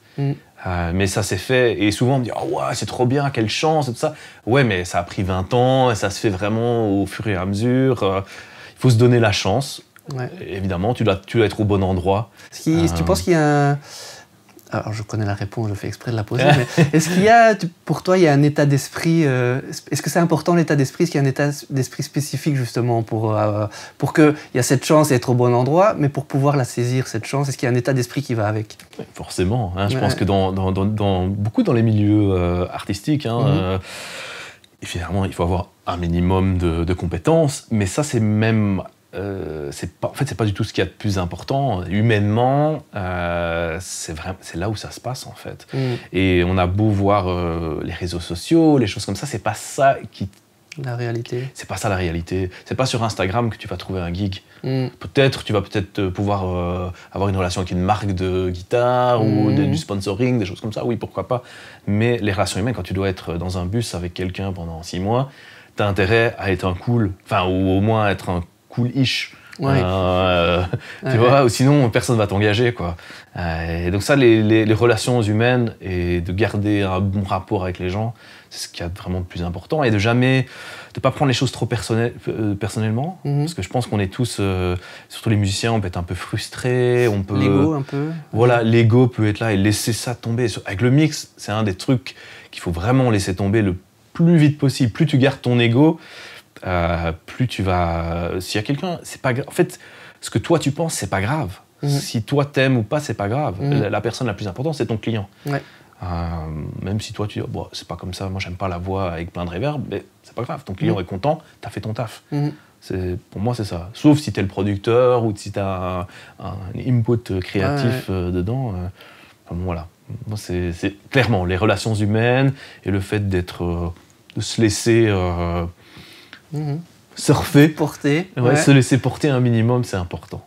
Et de pas se prendre trop au sérieux, parce que sinon la vie est trop courte pour ça. Après tout, la musique, c'est pas le but aussi. La musique, sauve pas des vies, ça peut être fun, tu vois, aussi. Ouais, il faut que ça le soit, même s'il y a des moments il y a du stress comme dans Évidemment. tout. Mais il faut pouvoir aussi, relativiser aussi. Oui, il faut le traiter comme travail. C'est un travail, c'est un taf, donc il y a forcément du stress, machin, mais ça peut être fun aussi, quoi.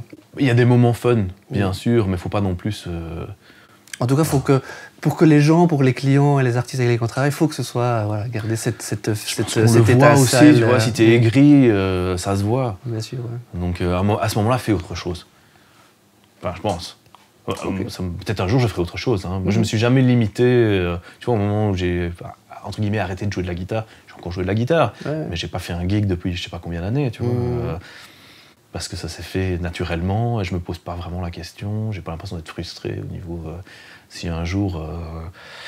j'ai un refuge avec 150 chiens, voilà, je suis partant, tu vois, il n'y a pas de... Voilà. Ok, cool. Si un jour, je ferais peut-être un truc différent. Super. Mille merci pour avoir partagé tout ça. D'être presque venu pour de Los Angeles pour. Je viens avec nous. C'était pour toi. Voilà, on va dire ça. Mille merci d'avoir partagé tout ça avec nous et je te dis à bientôt. Avec grand plaisir. À la prochaine. Yes.